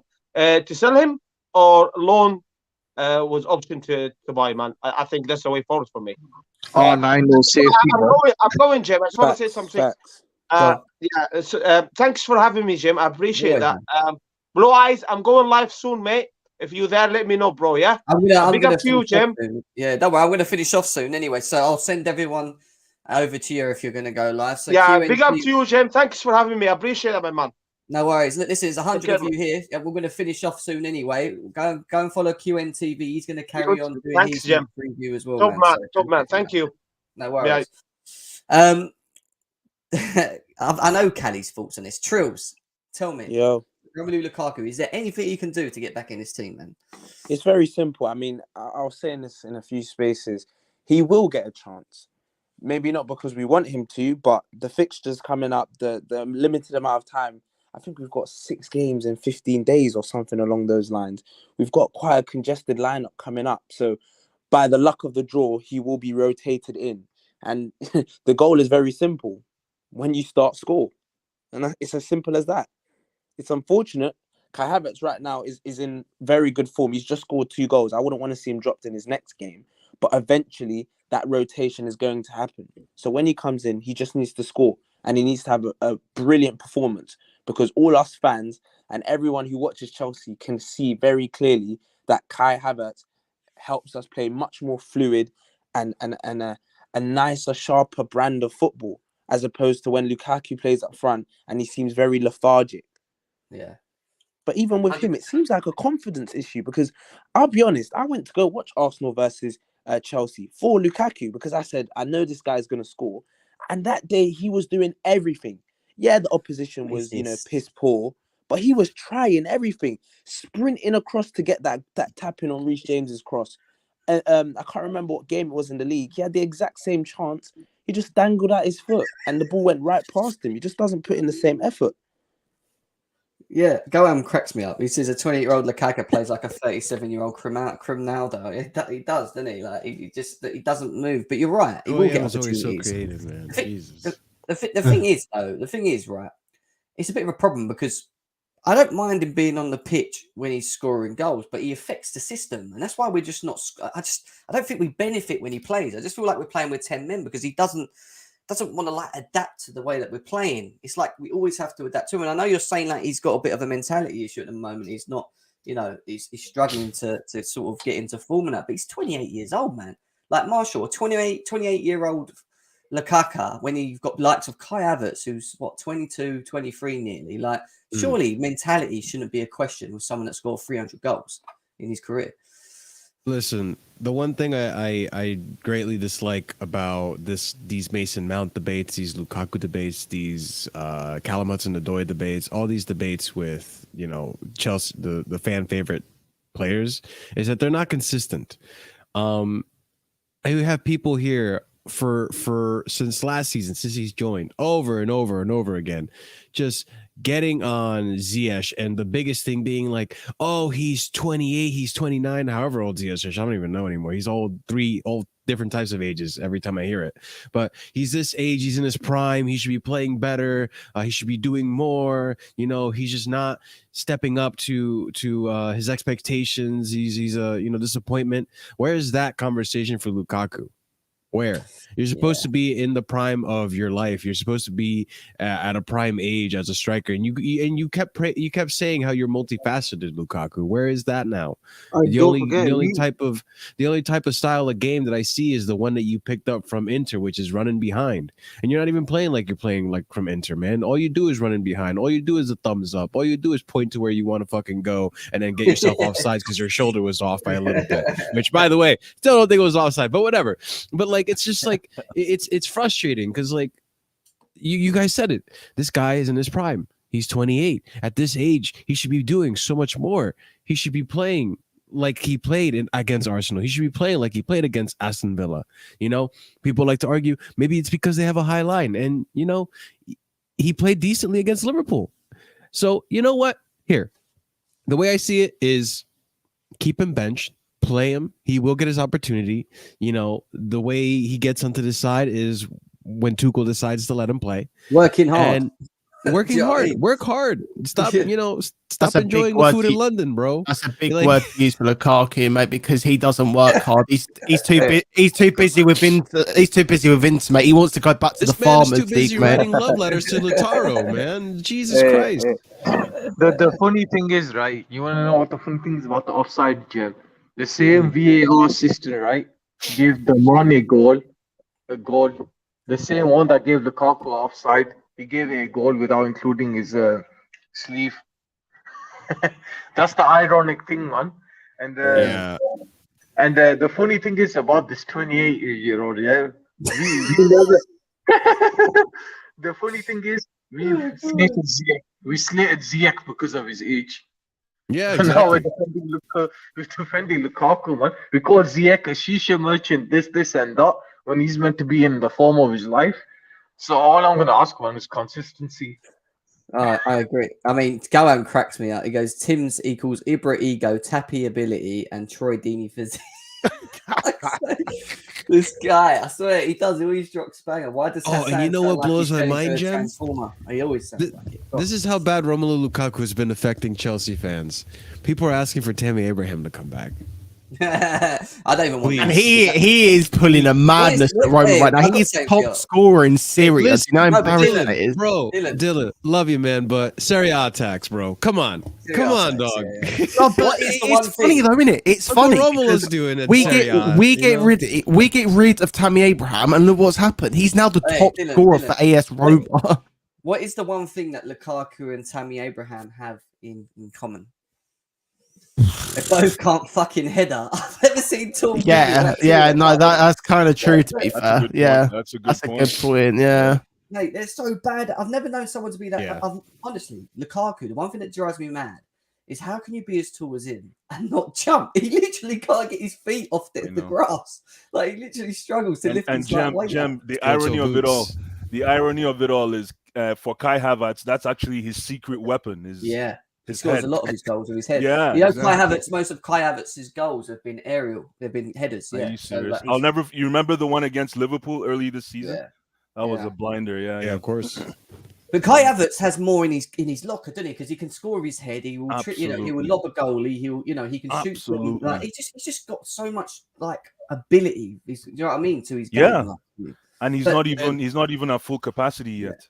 Yeah, and you know what? Like, bringing it back to, I will say this: as long as Kai Havertz stays in this form, because let's have it right. Earlier in the season, Kai Havertz was poor. Yeah, we got to admit it. He was really, really poor earlier in the season. But right now, the way he's playing, he knows he's competing for his spot. He's playing like he's competing for his spot. I love it. I love it. Let's keep it up. Do you want to know what the funny thing is? This is just Bex. I didn't know that, Bex. Wow. Okay, 5 headers. Go ahead. Sorry. I'm just saying that this is typical Kai Havertz because even at Leverkusen, most of his GA comes from the second half of the season. Yeah, I remember that. Dylan, from the second half. Wait, what was this? Wait. Spare of thoughts for Lewis, the only person in the stand who claps for Krusty warming up. Oh my days. He's clapping for Christensen, warming up Lewis. You know how much he loves him. I can imagine that as well. Winter services. So what we're saying is that next season, Lewis is still going to be clapping for a Christensen, except it's going to be an invisible Christensen because he's going to be fucking off halfway to Barcelona next season. Great. Terrific. Tim's equals Hasselbank physique, Etui going Bullery's talent. It's all in the services as well. Like saying you guys, 25 minutes, Jem. What? You clapped him for 25 minutes. Is that what you're saying right now? You're joking. You're absolutely joking. That's mad. That is mad. I think we're pretty much done, guys. Over 2 hours and 10 minutes. Pretty long stream today. Solid stream. A lot happened. A lot happened for sure. It's been a good one. We can have some final thoughts from everyone. We'll start with Blue Ice. Final thoughts, mate. Sure. Fantastic display today. Great result. We move. Keep your minds off the ownership stuff. Just know that Chelsea we always get out of whatever situation, man, and that's the reason why I'm part of this family. Is there's no situation that is bleak, man. We always stand on our feet and we move, man. Remember, somebody please clip this. We're gonna win the Champions League. I tell you right now, man. Amen, man. We're gonna win the Champions League. There's over 100 people in it. I'm sure that someone's clipping it. You know what, mate? We probably might win the Champions League. There's no fucking way we're winning anything. There's no fucking way we're winning it. No, we're not winning anything at Wembley, mate. We're not winning anything at Wembley, mate. Yeah, 5 lost at Wembley. Scratch Wembley. We don't need Wembley. Hey, we're a cup team these days. You know what I mean? That's what I've been told anyway. But Marshall. Listen, today was a brilliant game. I'm not going to get too gassed because it's Burnley after all. But you know what? We drew against Burnley earlier in the season, so fuck it. I'll take the result. But let's keep playing like this. I'm excited to see how we do in the Champions League. I'm not really afraid of any team except Man City. But I think, we done Pep last season. I think we could do it again. And yeah, with the ownership stuff, listen, we had the greatest owner of all football, and now he's going to hand off the reins to someone who is qualified. And I think he knows what he's going to do, and I think he's going to leave us in good hands. And he could even be Turkish, you know. He could even be Turkish. Shawarma at the bridge, man. Shawarma at the bridge. Yeah, shawarma at the bridge. You like to see it. Listen, I made the call. As soon as I saw that 86-year-old taking over our football club, I went, no, I'm not having this. Give me the phone. I called my Turkish millionaire and said, listen, get over it. But I mean, I'll have my say on that tomorrow. I have a lot to talk about with that. But by all means, yeah, it's a sad time, but it's not. I hope that we can get a Champions League, one more Champions League for Roman, for big man Roman, and absolutely, we'll see how it goes, man. It's looking really good. I'm liking how Chelsea are playing, and yeah, make sure you guys smash that like button too. Help also, you've I know Kai said that he's given up. Or take it back. He's moved on. He's got a lot of stuff going on at the moment behind the scenes, and he's passed the channel on to KH No Filter Football. Is where you can find Marshall as well, guys. Mm-hmm. Make sure that you go and check him out. He'll be on tomorrow at 9. Is it 9 o'clock on his channel? Yeah, 9 p.m. UK time. We're going to be talking a lot about Roman and the game. Nice. Get into that because I'll be doing a lot of that. Probably as we go through the week, to be honest. As I do. And then KH is a breath of fresh air, man. It's not PG. It is. It's not PG. You can literally say what you like over there. They don't.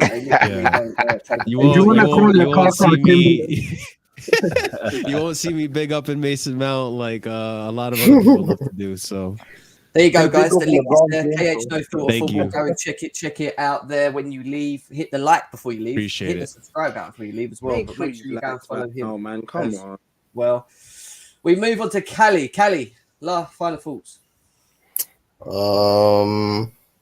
Good win, good form at the moment.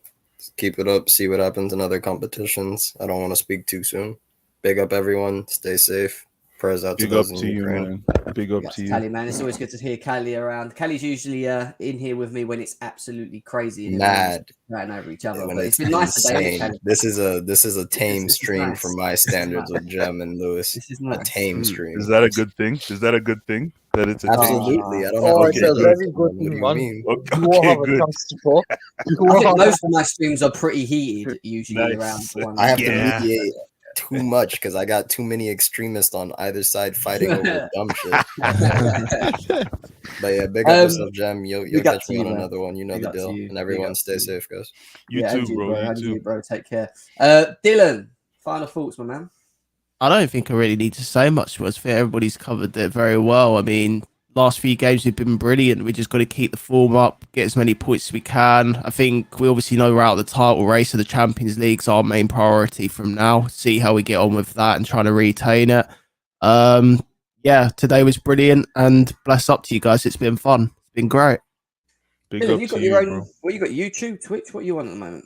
I do Twitch, but I don't focus it on football stuff. It's mainly my YouTube. Okay. I focus stuff. I do like match day vlogs and that on there. That's it. I got the opportunity to do Blues Fan TV on the Wembley game. I did a vlog for them Nice. on there. So yeah. Cool. You know where to find Blues Fans TV, guys. Go and check them out as well when you can. Big up to you, my man, as well. That lad Dylan, that's your Twitter, isn't it? That's your Twitter. That's my Twitter, my YouTube, my Twitch. Yeah, it's literally most of my stuff. There you go, guys. It's his name there at that lad Dylan. Go and check him out and follow him on everything as well. Hassan. As long as StreamYard doesn't put my voice as robotic, don't get done dirty. Yeah, I mean, what can I say, man? You know, you guys have said everything in it, so obviously in it, I'm gonna say what I'm gonna say in it. 89 points, second half of the season, one title charge is coming. Wow. Okay. We got one that says we win the Champions League today, one that says we win the Premier League. What's going on here? Respect the optimism, geez. Obviously, man, we're gonna have a laugh at it. Treble incoming, Lukaku 20 goals. Now you are dreaming. You need to wake up when you said that one. Trills, my man. Final thoughts. Nice to have you. Your debut, actually. It's nice to have you on. Yeah, man. To more. Hopefully, I can get on some more, man. Come on, the heated ones, mate. Bring me. I'm always ready, man. Hopefully, we can just be consistent and avoid injuries. That's all I'm hoping for. We got the best manager in the world, man. He knows what to do. He's got the minerals. Too short all the way. So if he keeps fit, you know the song already. Na na na na na na na na na na na. Absolutely. Of the world. Good, man. I hear you. And obviously, listen, go and check Trills out because he's just started his own YouTube, his Twitter as well. It's his name. It's literally his name there. Trills double O, man. That's easy. That's easy. And all these people that you are looking at right now that have these YouTube channels are all doing Chelsea stuff as well. So it's not just me doing it. It's not just, I don't know. We're taking over. That's what it is. There's loads of other people with different opinions out there. So just go and spread the love and follow them as well. And yeah, man, just support everyone. Support everyone is what I say. What I want to say is thank everyone for getting me to 4.6k subscribers. We're on the road to 5k subscribers on YouTube, which is massive. Big up. Congrats For this channel, especially when we've only been going for a year and 2 months now. We are going to be rebranding potentially as well. So we might have a new name, new logo. Just to let everyone know, we're not that far off. There you go. We're only a few months away for that, Jem, if we keep grinding. A little bit of merchandise maybe potentially coming your ways as well. Hey, pineapple shirts. Pineapple shirts. Pineapple What shirts. can you want, man? What more can you want? My smile. You know what I mean? Come on. But yeah, no, honestly, thank you for everyone getting us to 4.6k. Thank you for getting us over 100 likes. Let's try and, before you leave, hit the likes. Let's try and get this as close as we can to 150 likes as well, guys, please. I'll be back, not tomorrow. I'll be back probably on Monday, where we'll probably just talk about who are we playing. We ain't playing till when are we playing next? What day are we playing next? I haven't looked actually. Thursday, Norwich, I think. Thursday. No, we're playing Norwich, then Lyon after. Wow. Norwich, and then all right, 2 games next week. So we've got to talk about Norwich, and we've got to talk about Newcastle. That's a bit of a tight one, isn't it? 2 games in 3 days. I didn't even notice that. That's We've got to talk about that. We also maybe might have a new owner. You never know in between all of that True, as well. true. You know what it's like being a Chelsea fan, and never a dull day. But It's never a exactly. dull day. Exactly. We always got something to talk about, you know. It's Absolutely. whether it's Never Lukaku, a dull moment with Abramovich, Chelsea. Mount, Havertz, Marina, me, Trills, Marshall. Anyway, there's always something to talk about. Right? Do you know what I mean? Blue Ice because he's returned. Yes. So it's talk about- There you go. Johnny has to give his Mount defense. Johnny, speech. listen, Johnny's coming. Anyway, he messaged me Hey, saying, Blue Eyes, I'm Yeah. surprised you haven't talked about Kovacic, man. No, You because always- he shut me up. Kovacic shut me up this season, man. He's not doing too bad, but yeah. put you in the mud, mate. But we'll, Exactly. You put me in the mud. Exactly. But the one person that hasn't put Cement. you in the mud is Kai Havertz, mate. So No, this is Kai the- Havertz has been very, very inspirational, man, for sure. Listen, big up everyone. See Big you up, again on man. Monday. Enjoy Big the up rest to of the everyone. weekend. Have a great Big win weekend. for Chelsea. Same Up to you the guys. Chelsea. All right. We'll be back again on Monday. Peace out. See you Cheers, later. cheers, cheers. Lukaku.